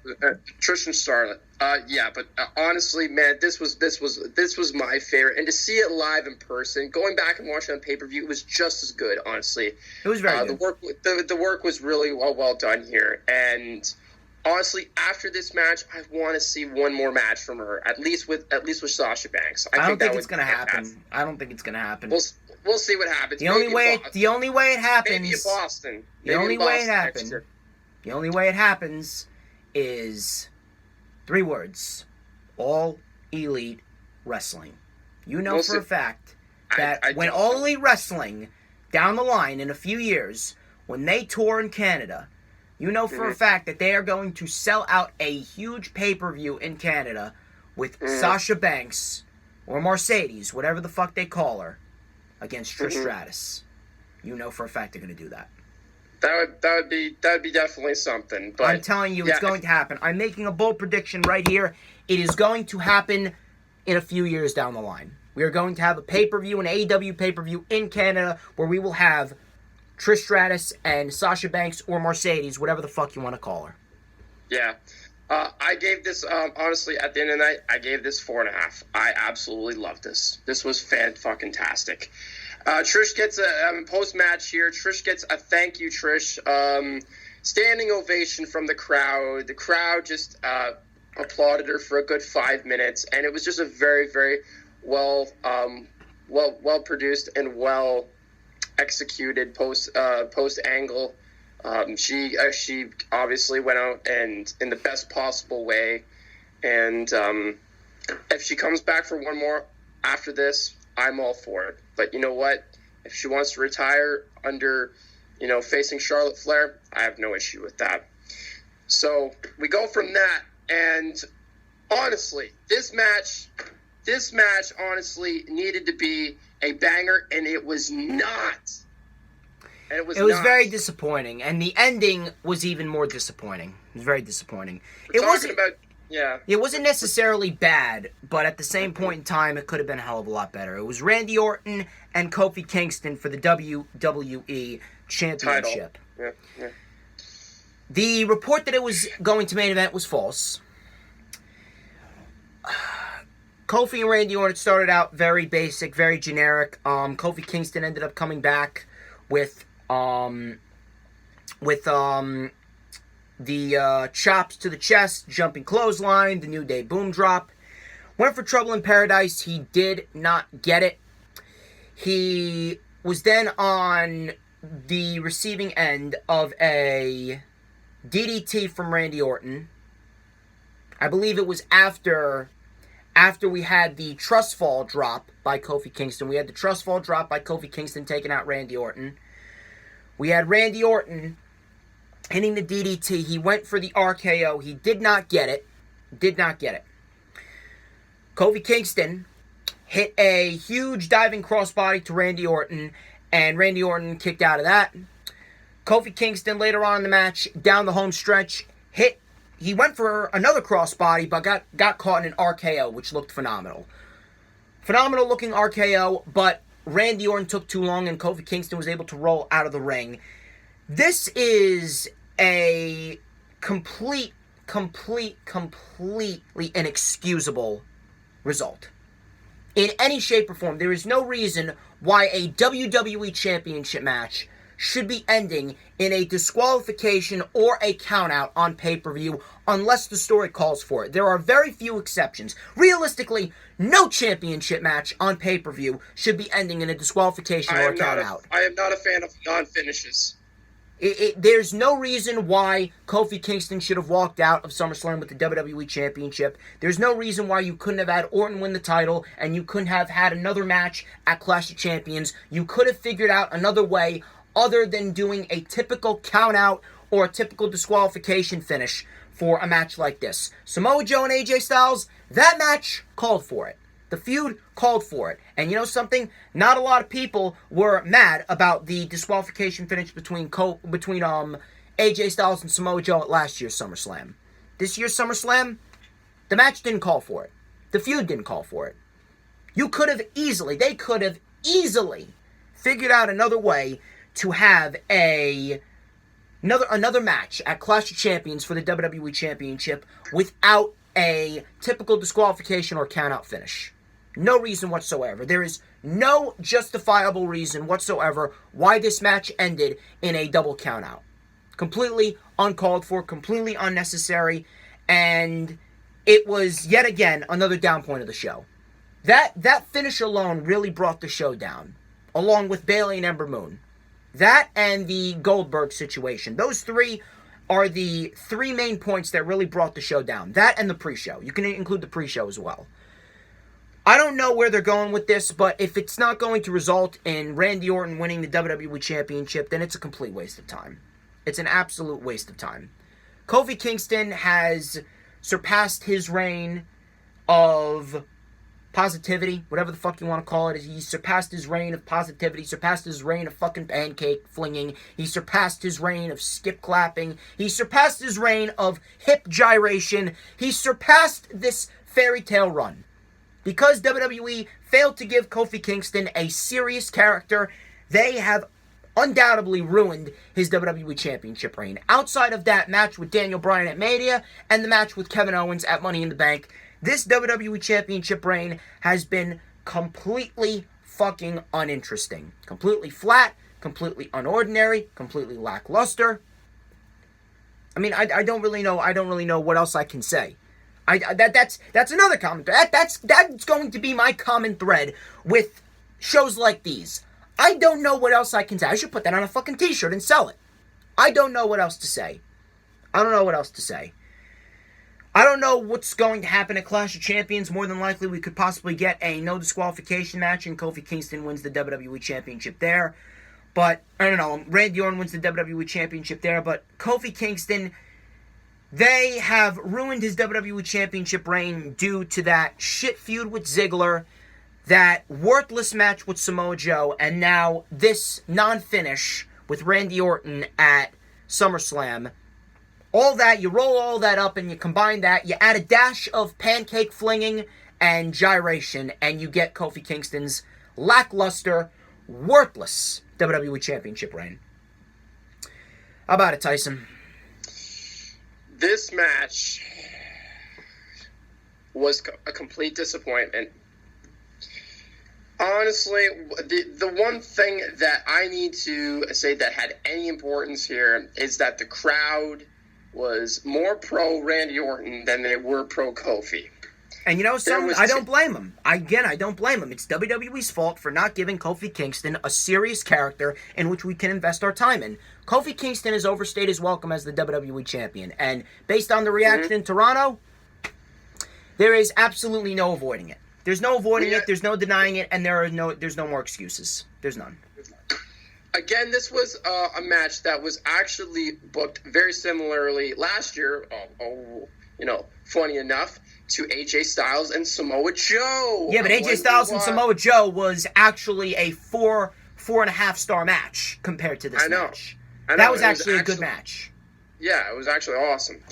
This one was very lethargic, it felt longer than 17 minutes. Very methodical.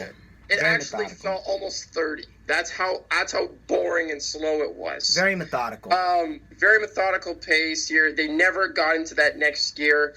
Clearly, they are not done with this feud whatsoever. They're going to drag this out till Clash of Champions, which then they'll take the title off of Kofi Kingston because Randy Orton would go into the debut on Fox Sports. And we can call it Trash of Champions. We'll see what happens. We're calling it Trash of Champions. Trash of Champions. We'll see what happens. I'm on a roll with these pay-per-view names, people. I got Super Showdown. I got Stupid Showdown. I got Sleeping Grounds. I got Extreme Tools.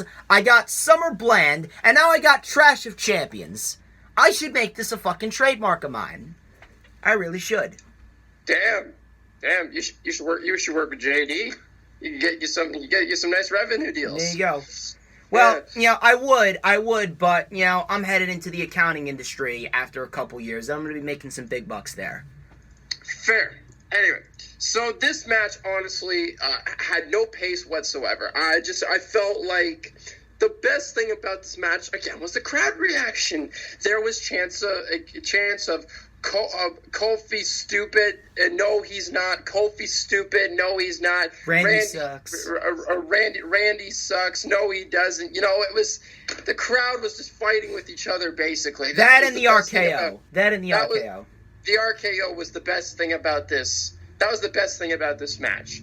And it was the only good spot of the match outside of the trust fall to the outside. There was nothing here that made me say, wow, this was a WWE Championship match. This was simply a way to get to the next pay-per-view because they wanted to do something similar to last year where they had Samoa Joe trying to intimidate Wendy and AJ's daughter, and they did the same thing here with Randy Orton going up to Kofi Kingston's family. It is what it is. You know what? This match honestly had no intrigue whatsoever after about 10 minutes. The last 7 was a complete waste of time. Honestly, I'd probably give this a 1. A 1 out of 5. This was bad. This was bad. This was long. This was lethargic. It didn't outside of the crowd reaction and the two spots. There was nothing on here that stood out at all. And I love Randy Orton. I think he's a great wrestler. But he honestly is one of those guys that sometimes has to do the bare minimum just because they tell him to. I guarantee you, if he went up against a Kenny Omega in AEW, they would have a near 5-star match because that's how fucking good he can be. His match with Bobby Roode was actually better than his match with Kofi Kingston. His match with Bobby Roode at Fastlane was actually better. I know. Post-match here, we get bullshit chants as Kofi beats down and rightfully so. Blazing kendo stick shots. Trouble in Paradise falls as Kofi stands tall. Literally nothing about this is worth going back and watching a second time. The best thing, the best moment, the best part of the show. The best part of the show, best moment, not the best match, obviously, because it was more of an angle. But simply put, the best thing on the entire show was this. The Fiend. Bray Wyatt, The Fiend, versus Finn Balor. Finn Balor come out not dressed as the Demon, came out dressed in white to kind of play off the fact that Bray Wyatt is the Fiend coming out of the dark. Finn Balor is the angel, the knight in shining armor. Kind of played up to that stereotype. The entrance of Bray Wyatt, The Fiend, was fucking phenomenal. We had the Firefly Funhouse intro theme song play. Then it went dark, and then in bright red letters, the words "Let him in" flashed up upon the Titantron. We then go to a camera angle where it looked like a head. And I'm like, wait a minute, what is that? It looked like a head. Turns out it was a head, but it wasn't an actual head. It was a lantern of Bray Wyatt's head. And his eyes were sewed shut. And it had like a green light, a greenish whitish light on the head lantern, which was fucking great. Then it panned to the Fiend, and as the Fiend was walking down the ramp, you heard a modified rock/heavy metal version of Bray Wyatt's old theme song, Live in Fear. That was fucking phenomenal. I fucking love that. The new theme song just adds to the intense character that is the Fiend. A new sense of intensity, a new sense of fear, a new sense of creepiness, if you know what I mean. He's just calmly walking, and he's not putting the lantern by his face. He wasn't putting the lantern by his face. He was carrying the lantern on the side as the heavy metal version of his own theme song was playing in the background as the entire crowd had the Firefly lights going up on their cell phones.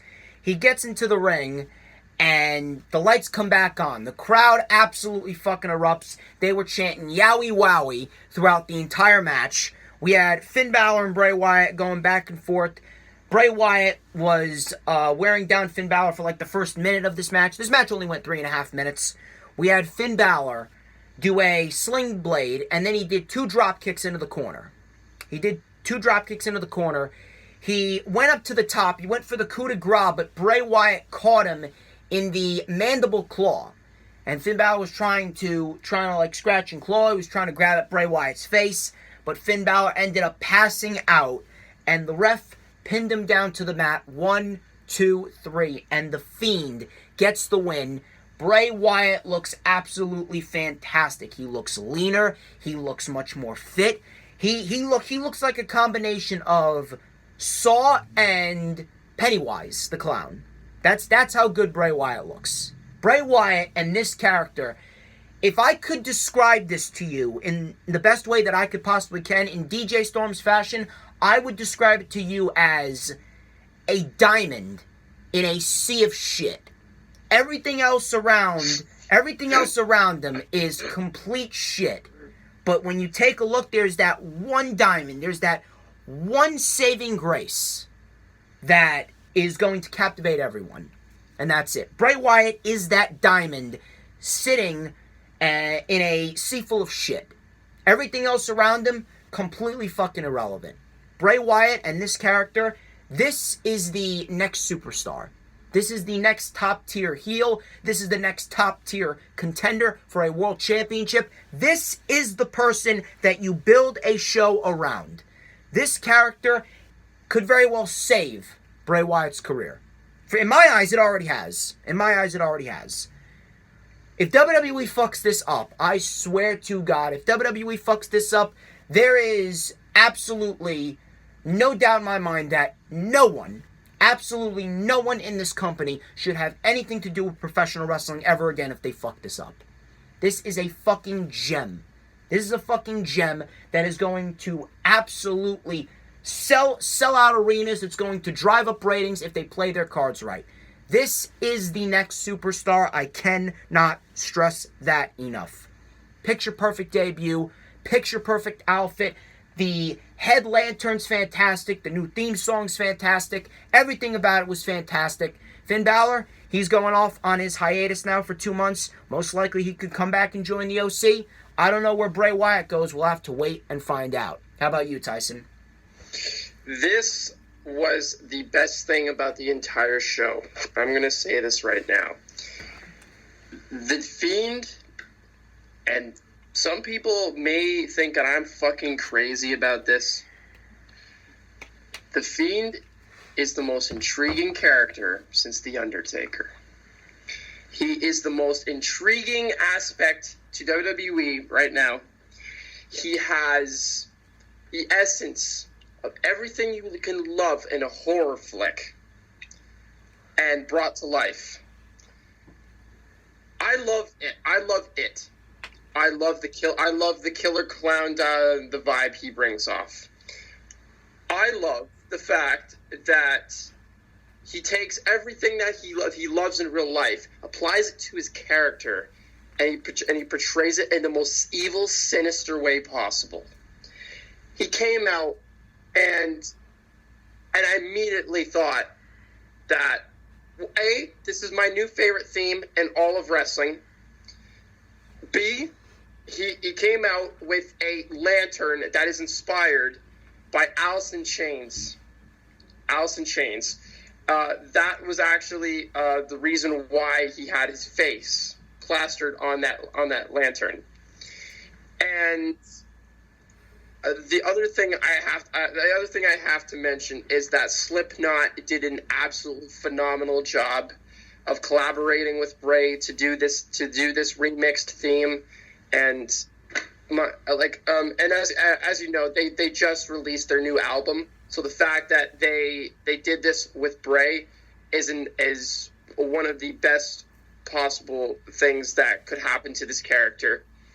Everything in terms of his presentation is absolutely phenomenal. This character, honestly, not only is it the best thing in WWE, it may be the best thing in all of professional wrestling right now. Honestly, this guy, if there's one guy that is going to take the title off of Seth Rollins, it is this guy. And he does not lose it at all till you build up an Aleister Black for a WrestleMania match. I think that could very well be the Mania match. Next year, WrestleMania, it's going to be The Fiend versus Aleister Black.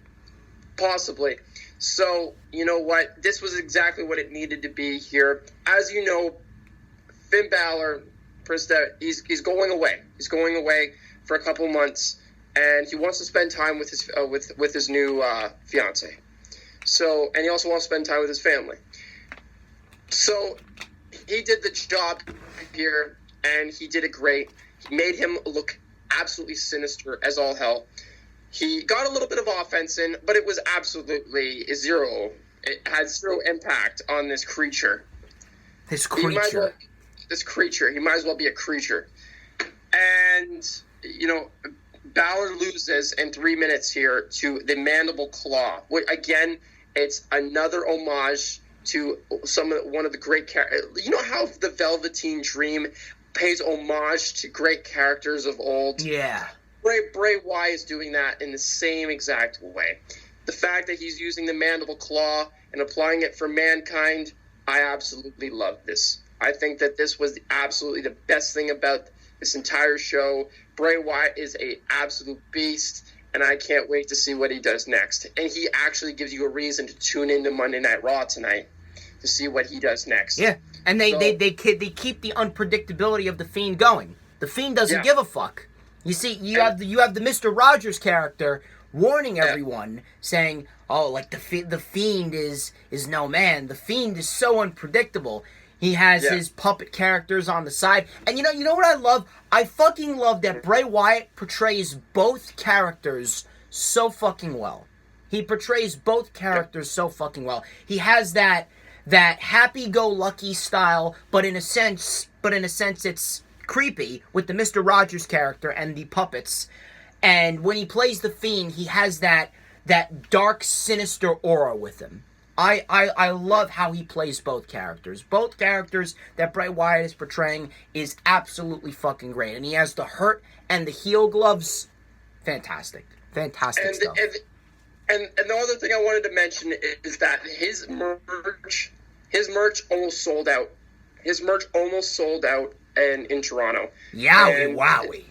And that would give you a good indication of how over this character is, and it should give you a good idea of how hard they're going to push this guy. And honestly, after years and years and years of trying to find himself and trying to establish himself in the most positive way possible, but he had in a different himself. light. They had something. He did. They had that cult leader When he debuted in 2013, from 2013 to 2014, that was Bray Wyatt's peak. But that feud with John Cena was the downward spiral of everything. Cena should have never won that feud. Cena should have never won that feud. Yeah. A lot of people believe that, but even so, this character is even better than his first one. By leaps and bounds. It's tough because like there's still a part of me that wanted to see that cult character succeed. There's still a part of me. Honestly, after seeing The Fiend, I wish he was like that in 2013. But then again, maybe this might be a blessing in disguise. So we'll have to wait and see what happens. But I loved everything that happened here. And look, a lot of people said to me, said, well, I came to SummerSlam to see Finn Balor actually win a match. Oh, I'm sorry that Bray's the hottest thing right now. Wait, time out. Wait, time. People are complaining about Finn Balor not winning a match. Meanwhile, he's had one of the best professional years of any WWE superstar. You do realize that he beat Jordan Devlin at TakeOver Blackpool in a very good match. He competed against Brock Lesnar at Royal Rumble for the Universal Championship. Brock Lesnar, of all people. He is a two-time Intercontinental Champion, winning matches at Elimination Chamber and WrestleMania to win the Intercontinental Championship. He defeated Andrade in a great match at Super Showdown, probably the best match of the show at Super Showdown to retain the Intercontinental title. You're complaining that he hasn't won a match. Meanwhile, he's a two-time Intercontinental Champion, and he's been booked probably one of the best out of everyone in the WWE. And actually, the thing is that the fact that he's going away should have given you an indication that he's not going to win the match. So why people are just fucking stupid. Honestly, this is you know what people say that me and you are fickle and all that. Oh, I'm fickle. These people are fucking fickle. We're fickle because we're spitting what we see on television. We're fickle because we're telling everyone what they don't want to hear, right? We're fickle because we're spitting what is right in front of your face, but we're the bad guys. We're the bad guys for spitting the truth, right? No. Yeah. Wait till he comes back as Prince Devitt and literally becomes a new fucking badass that he should have been when he came up to the main roster. Under the OC. It's definitely going to be something to keep your eye out for. But regardless, they did a picture-perfect job with The Fiend and Finn Balor. I loved everything. I loved everything about this. Bray Wyatt is going to be a star. He's going to be a star. I have nothing bad to say about this at all. He's going to be a star. Then we move on to the main event. Brock Lesnar and Seth Rollins for the Universal Championship. This match was excellent. They did an excellent job with this match. Every single moment of this match. If there's one match you want to go back and watch, it's this one. This was the best match of the entire fucking night. These guys, and let me tell you something. I was not expecting much, but these guys blew my expectations away. Based on everything that we've seen and the fact that Lesnar is not wanted anymore, and the fact that Seth Rollins is probably at the lowest point of his career, these guys stole the show. These guys did a great job. The Toronto crowd was eating it up. The crowd was going crazy. We had a lot of great spots in this match. We had a stomp within like 2 minutes of this match. Lesnar kicked out. Lesnar, there was a point in time after he was beating down Rollins. He hit Rollins with an F5. Rollins was able to roll out of the ring. Brock Lesnar literally took the bandages of Seth Rollins and started swinging him around as if it was a fucking helicopter propeller. He literally held Seth Rollins by his bandages and started swinging around and around. The song, what's that song? That Flo Rida song going, you spin my head right round, right. That was going off in my head when I saw Seth Rollins getting swung around in a circle. That was fucking fantastic. I was laughing my ass off at that. Seth Rollins and Brock Lesnar. We then had a moment where Brock Lesnar was going to F5 Rollins into the post. Rollins bashed Lesnar's head twice into the post. We then had Seth Rollins do 2 suicide dives. He went for a third, Brock Lesnar countered and spinebustered Seth Rollins right into the post. Brock Lesnar was tearing apart the German announce table, I believe it was. Hashtag rip German announce table. And Rollins ended up super kicking him right onto the announce table. Brock Lesnar was taken out. Seth Rollins went up to the top. He did a beautiful fucking frog splash to Brock Lesnar right through the table. Looked phenomenal. Probably the best looking spot of the entire night. Beautiful fucking frog splash. Throws Lesnar back into the ring. Hits another frog splash. He went for a stomp. And he connected with it, actually. He went for a stomp. This is the second stomp, but Lesnar kicked out. He went for a third stomp. Lesnar picked him out of the air. He was going for an F5. Seth Rollins landed on his feet, hit the super kick, hit a third stomp. 1, 2, 3. Seth Rollins wins the Universal Championship. The crowd absolutely erupted. Seth Rollins finally redeems himself. We got the match that we should have gotten at WrestleMania. And if we're going to be completely honest, we got the match that we should have gotten at SummerSlam last year. Fantastic match. I could very well see myself putting this on my top 10. Brock Lesnar once again delivers. When Brock Lesnar works with someone he respects, when Brock Lesnar works with someone who is willing to put just as much effort into the match as Brock Lesnar, when Brock Lesnar wants to work, Brock Lesnar delivers. He delivered with Bryan, he delivered with AJ Styles, he delivered with Balor in a sense, despite the short time, and he delivered with Seth Rollins. I don't have any complaints about this match. It was definitely the best match of the night, one of the best matches for the main roster this year. I can definitely see Seth Rollins going up against Ricochet or Drew McIntyre going into the fall months. As far as Brock Lesnar, I think he's done. I don't think there's anything left for Brock Lesnar to do. Most likely they'll probably bring him back for the Saudi shows, but it was clear as day that they mainly had Brock Lesnar go into SummerSlam, and they had Rollins go up against Brock Lesnar for the Universal title simply because they were running out of opponents for Seth Rollins. Again, that's WWE's fault, but I think it would have been much better if Brock Lesnar would have cashed in his Money in the Bank contract at SummerSlam in a regular match a la RVD and Braun Strowman style, and we could have still gotten this match. And Rollins would have retained. It would have been much better, but at the end of the day, great match. I can't complain. Seth Rollins is the Universal Champion. The crowd absolutely loved it. He redeemed himself. Now, hopefully he can get better at Twitter. Hopefully he can get better in interviews. And hopefully WWE does not have another lackluster Seth Rollins Universal title reign planned for us. Again, I can definitely see him dropping it to McIntyre or Ricochet. Brock Lesnar, he's done. Brock Lesnar is done with the WWE. Brock Lesnar most likely will go to UFC. And he may come back for the Saudi Arabian shows, perhaps. We'll have to see how that plays out. But I can definitely see Seth Rollins facing off against McIntyre or Ricochet in the fall months. Now, outside of this match, The Fiend and Trish Stratus and Charlotte Flair, SummerSlam was a complete waste of time. It was lukewarm. It was lackluster. It was very unexciting. And it was just a product of WWE rushing to build towards their second biggest pay-per-view of the year, and it was a product of WWE simply not caring and just throwing matches out there just for the sake of throwing them out there. Perhaps the worst SummerSlam build in the history of SummerSlam. The 32nd SummerSlam had the worst SummerSlam build. WWE has no one to blame but themselves. It was a great match, but outside of this, The Fiend and Trish Stratus and Charlotte Flair, there is literally nothing on SummerSlam that's worth investing your time in. Literally nothing. And I don't know what WWE is going to do going forth. I don't know if they're going to do a draft. I hope they do. I don't know what's going to happen on Monday Night Raw.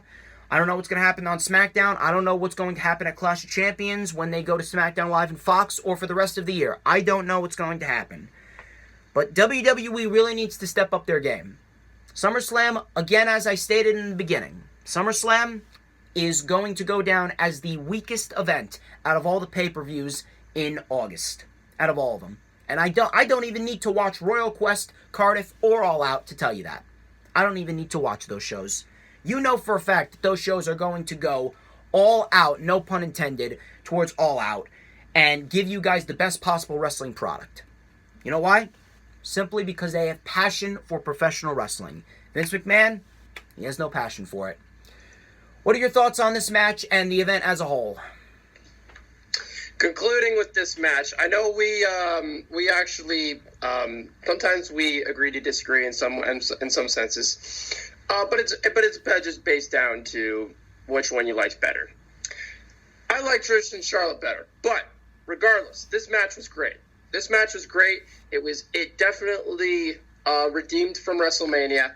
It definitely gave you enough there to sink your teeth into. This was all action, all out. It did not slow down whatsoever here. No dull moments. And there was no dull moments here. We had Seth Rollins hitting a blackout within 2 minutes of this match, and he kicks out, and then Brock Lesnar kicks out at 2. It took 4 of them, which we'll talk about in a second. There was a spot here where he goes for high fly flow. He takes him down. He hits another high fly flow for a close 2 count here. We had another one through a table. And the table breaks. The crowd goes crazy. We had sling blades here. We had super kicks. We had F5s. We had German suplexes. This match was all over the place. And honestly, it was a match that a lot of people say, okay, well, realistically, what was the best Universal title match that's ever been put on? I actually think it's either this one or the one at SummerSlam 2017. It's either one of those two. And you could definitely argue Seth Rollins and Kevin Owens inside Hell in a Cell, because that was a great Hell in a Cell match. That one was good too. It's a toss-up. It's a toss-up, but you definitely have to include Seth Rollins and Brock Lesnar at SummerSlam. Crowd definitely at the beginning of this match was pro Lesnar. They did not, there was some people that were chanting for Seth Rollins and all that, but the majority of the crowd was pro Lesnar here. We had flying knees. There was, at the end of this thing here, Brock dismantles an announce table. Seth hits a super kick, lands on the table. Seth hits high fly flow. He connects back in, heads up to the top, hits another one. Blackout connects. Seth covers for a close 2 count. Seth then hits another, goes for another blackout, but it's countered. He hits a super kick and a 4th blackout for the win at 14 minutes here. And look, it was all action right out of the gate. There was not a dull moment in this match whatsoever. The selling was great. Brock, okay, a lot of people say Brock isn't a great professional. He's not a great wrestler. Bullshit. He is a great professional wrestler. He's a great professional wrestler. When he wants to work and he respects someone, he will work his fucking ass off. He did it for Balor, he did it for Styles, he did it for Bryan, and he did it for Seth Rollins. Yeah, this match was excellent. And really, I mean, you could really toss up. You had 2 quality fucking matches on this show that you can at least go back and watch. It was 2, but two matches for a 5.5 hour show plus the Fiend. I mean, it's not doesn't exactly equal something memorable. But it's at least something that, hey, what happened on this show? Oh, okay, it was Seth Rollins winning the Universal title in an excellent match, and it was Trish Stratus making her return and stealing the show in some people's eyes. And then the Fiend. And the Fiend, obviously. Outside of that, grade A summer blend. About as bland as oven-cooked chicken. About as bland as mashed potatoes without the butter and the salt. About as bland as saltine crackers that you dip in your chicken noodle soup when you got a scratchy throat, when you got a stuffy nose, a cough, and a sneeze. Which, by the way, I need at this point. At this point, I need it. The one thing that I need to mention, a lot of people said to me, why did Seth Rollins win the Universal Championship? And all I simply stated on Twitter was the fact that after WrestleMania, they had no clue of where they wanted to go with Seth Rollins. They did the AJ match, which is his best match of his year so far. And I don't know. You could argue whether it's Lesnar or Styles, but those two matches for Seth Rollins really defined the year. Gotta go Styles on this one.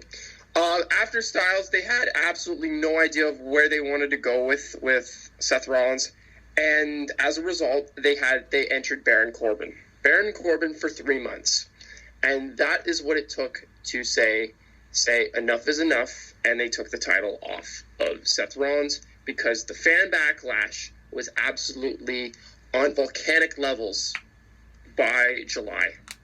And honestly, I mean, it's something I never want to see happen to him again, because he has had one of the most. He definitely had the worst month of his entire the worst run of his entire career. Not only in his personal life, but inside the ring as well. And due to Baron Corbin, they really did. Yeah, and it's Baron Corbin. Baron Corbin. You know, a lot of people say, like, who is the worst heel right now in the business today? It's Baron Corbin. It's Baron Corbin. So you take all that. If you're going to be quite honest with you, I don't even care. It should have been The Miz. Yeah. Miz would have been a great interim opponent for Seth Rollins in the Universal title, especially after the match that they put on at Backlash last year. After that match, you could have had a fucking great match with The Miz and Seth Rollins. The match with Baron Corbin at Super Showdown was not bad. The match with Baron Corbin that was a decent match. That was a decent Universal title match, but that should have been the only match. Outside of that match, we should have moved on to The Miz, or we should have moved on to someone else like Samoa Joe or Cesaro at Stomping Grounds and Extreme Rules. And honestly, at the end of the day, they said, okay, well, Rollins is not getting the reactions we need. And they said, what could we do? Well, Ali was supposed to win. Mustafa Ali was supposed to win the Money in the Bank. They have Brock Lesnar come down and win the briefcase in about 7 seconds. Yeah. They have him hit an F5, and then he climbs the ladder. There was no F5. He just pushed over the ladder. Oh, pushed over the ladder. Never mind. So, yeah, he did that, and they have him cash in on Rollins when he's at his weakest and when he's at his lowest point in his career so far. Definitely the last 2 months of his career.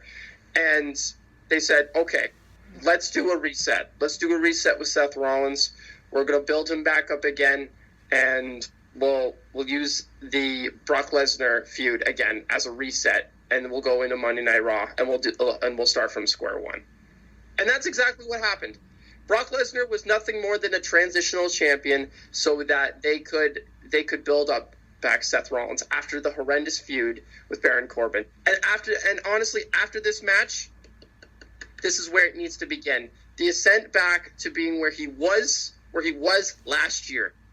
So at the end of the day, this got the job done. It did what it needed to do. Seth is the champion again. We have a full-time champion once again, and he can start fresh. So we'll see what happens. But honestly, I mean, a lot of people went into this thinking it was going to be another shit show, and thankfully it was not. And that's all I can say about it. That's all we can ask for at the end of the day. We just hope it's not a shit show. As we go into Monday Night Raw tonight, this show, in my opinion, I mean, it's very divisive because, like watching it live, it was great. It was great to watch it live, and it was also decent to watch it on pay-per-view. But like I mentioned, there was, a 3.5 hour show, a 3.5 hour main card, and there's only really 3 matches. Maybe two matches and a moment. Maybe a moment. Well, here's the thing. I know you didn't really like the Goldberg thing. I did. I did like that. And I liked Bray, obviously. Like that.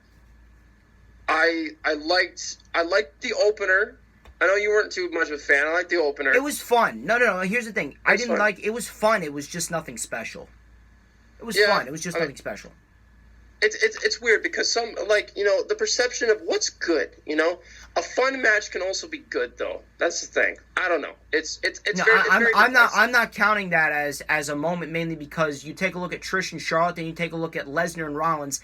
Those two matches are the standard bearer, and those Natty and Becky. Yeah, and Natty and Becky doesn't measure up to that. Yeah, well, fair. You know, it's very divisive, but honestly, at the end of the day, the max I could give it would be a 7, but the minimum I could give it would be a 6. Maximum for me is a 4.5 at best. Oh, fair. Fair. I'm not gonna really disagree with you on what you're feeling. So, anyways, yeah. Going into Raw, this is their chance to really hit the reset button with a lot of these, all of the main storylines outside of Kofi and Randy. They need to do a draft. They need to do a draft. All of them, it's vital. Outside of Kofi and Orton, they have all their storylines done. All of the main storylines from SummerSlam are done. So they need to hit the complete reset button, start showing new faces, get rid of the wild card, and bring up a few new faces to obviously get Gargano on the main roster, showcase him, get Bray some momentum. Get Bray some momentum with the Fiend, because what I read was that they only want to have the Fiend on television. They don't want to have Bray on television. They want to have the Fiend on. But the thing is, if you have the Fiend on television, you can't have him on every week. That's the problem. If you want to have regular Mr. Rogers Wyatt on television, just like out in the ring, I wouldn't mind that. I really wouldn't mind it, because like you could have regular Bray Wyatt cutting a promo. I would love that. Yeah. It depends, because, you know, like with Bray Wyatt, he's such a special character, especially this one, and I don't want to see it's like with NXT. You don't see the same guys every week. And I don't want to see him every week. He's special, and he needs to be treated as special. But anyways, as far as the actual closing thoughts, SummerSlam to me was a fun show, but I won't go back and watch it again. But TakeOver, I definitely will watch it back a few times for sure. And as far as the rating goes for the main event, I'll give it a 4.25. I thought this was excellent. Excellent but anyways, stuff. Yep. But anyway, ladies and gentlemen, that wraps up this edition of The Rewind. I would like to thank each and every single one of you who tuned into this video. Follow me on Twitter at Man of Charisma. Follow me on Instagram at TheDJStorms. Here's what I want you guys to do. Comment down below what you liked about SummerSlam, what you didn't like about SummerSlam. I also want you guys to hit that thumbs up. We're going to try and get this video to 15 thumbs up. We got plenty of time to get this to 15 thumbs up before I post my next video, which will be on Friday. It is the Lightning Flash update with Mr. Earl Cole. Him and me are going to dissect everything on Raw, SmackDown, 205 Live, NXT UK, and NXT. And I got some good reports to go over with you guys as well. I want you guys to hit that subscribe button. We are on the way to 1,400 subscribers. If you haven't already done so, hit that subscribe button and hit that notifications bell with a huge coup de grace. That way you will know whenever I pop up on YouTube. Because whenever I pop up on YouTube, it's the best time to be on YouTube. Be sure to check out the Lightning Flash update. I will post that in the description link. I will post a link in the description. I will also post the link to the Rewind for NXT TakeOver Toronto 2 in the description. Tyson, where can we find you on social media? On social media, I'm usually on Twitter every single day, so you can find me at TysonEarl97 on Twitter. I'd like to get close to 2,000 followers eventually. That would be awesome of you guys. Honestly, every time I come on here, it's great to work with DJ. He's a great guy, and if you really look past his persona on Twitter, he's a great dude. So cut him some slack here, guys. Seriously. No, anyway, please. I welcome it. I fucking welcome it. I love it. Oh, you do? I love, truthfully, I love being hated. I love being hated. It brings me great joy to know that I'm ruining people's days. It brings me great joy to know that people are going out of their way to watch me and dislike my videos and going out of their way to say shit about me, but yet they don't like me at all. I'm the highlight of everyone's days, even though you hate me. And I love it, because you can't touch me. It can't touch me. Otherwise, guys, I don't really have any other social media. I don't really use anything other than Twitter, because Twitter is my way to the wrestling community, and I love professional wrestling, and I'm always down to talk to people about it on a daily basis. So anyway, guys, we'll see you for Monday Night Raw, and I'll bring it over to Mr. DJ Storms for closing thoughts. Here's what I want you guys to do. We're going to see if we can break Tyson's record. Tyson currently holds the record for the 15th Storm stream, which is the most successful Storm stream. I believe it's at 243 views. Let's see if we can get this video to 250. I want you to promote the shit out of it. I'm going to promote the shit out of it. We're going to get this to 250 views by the end of the week, which is Friday, when I upload the Lightning Flash update with Earl Cole. We are going to do everything in our power to help Tyson break his record. Until next time, I'm DJ Storms, he's Tyson Arnold. This has been The Rewind. I will catch you guys later for Monday Night Raw.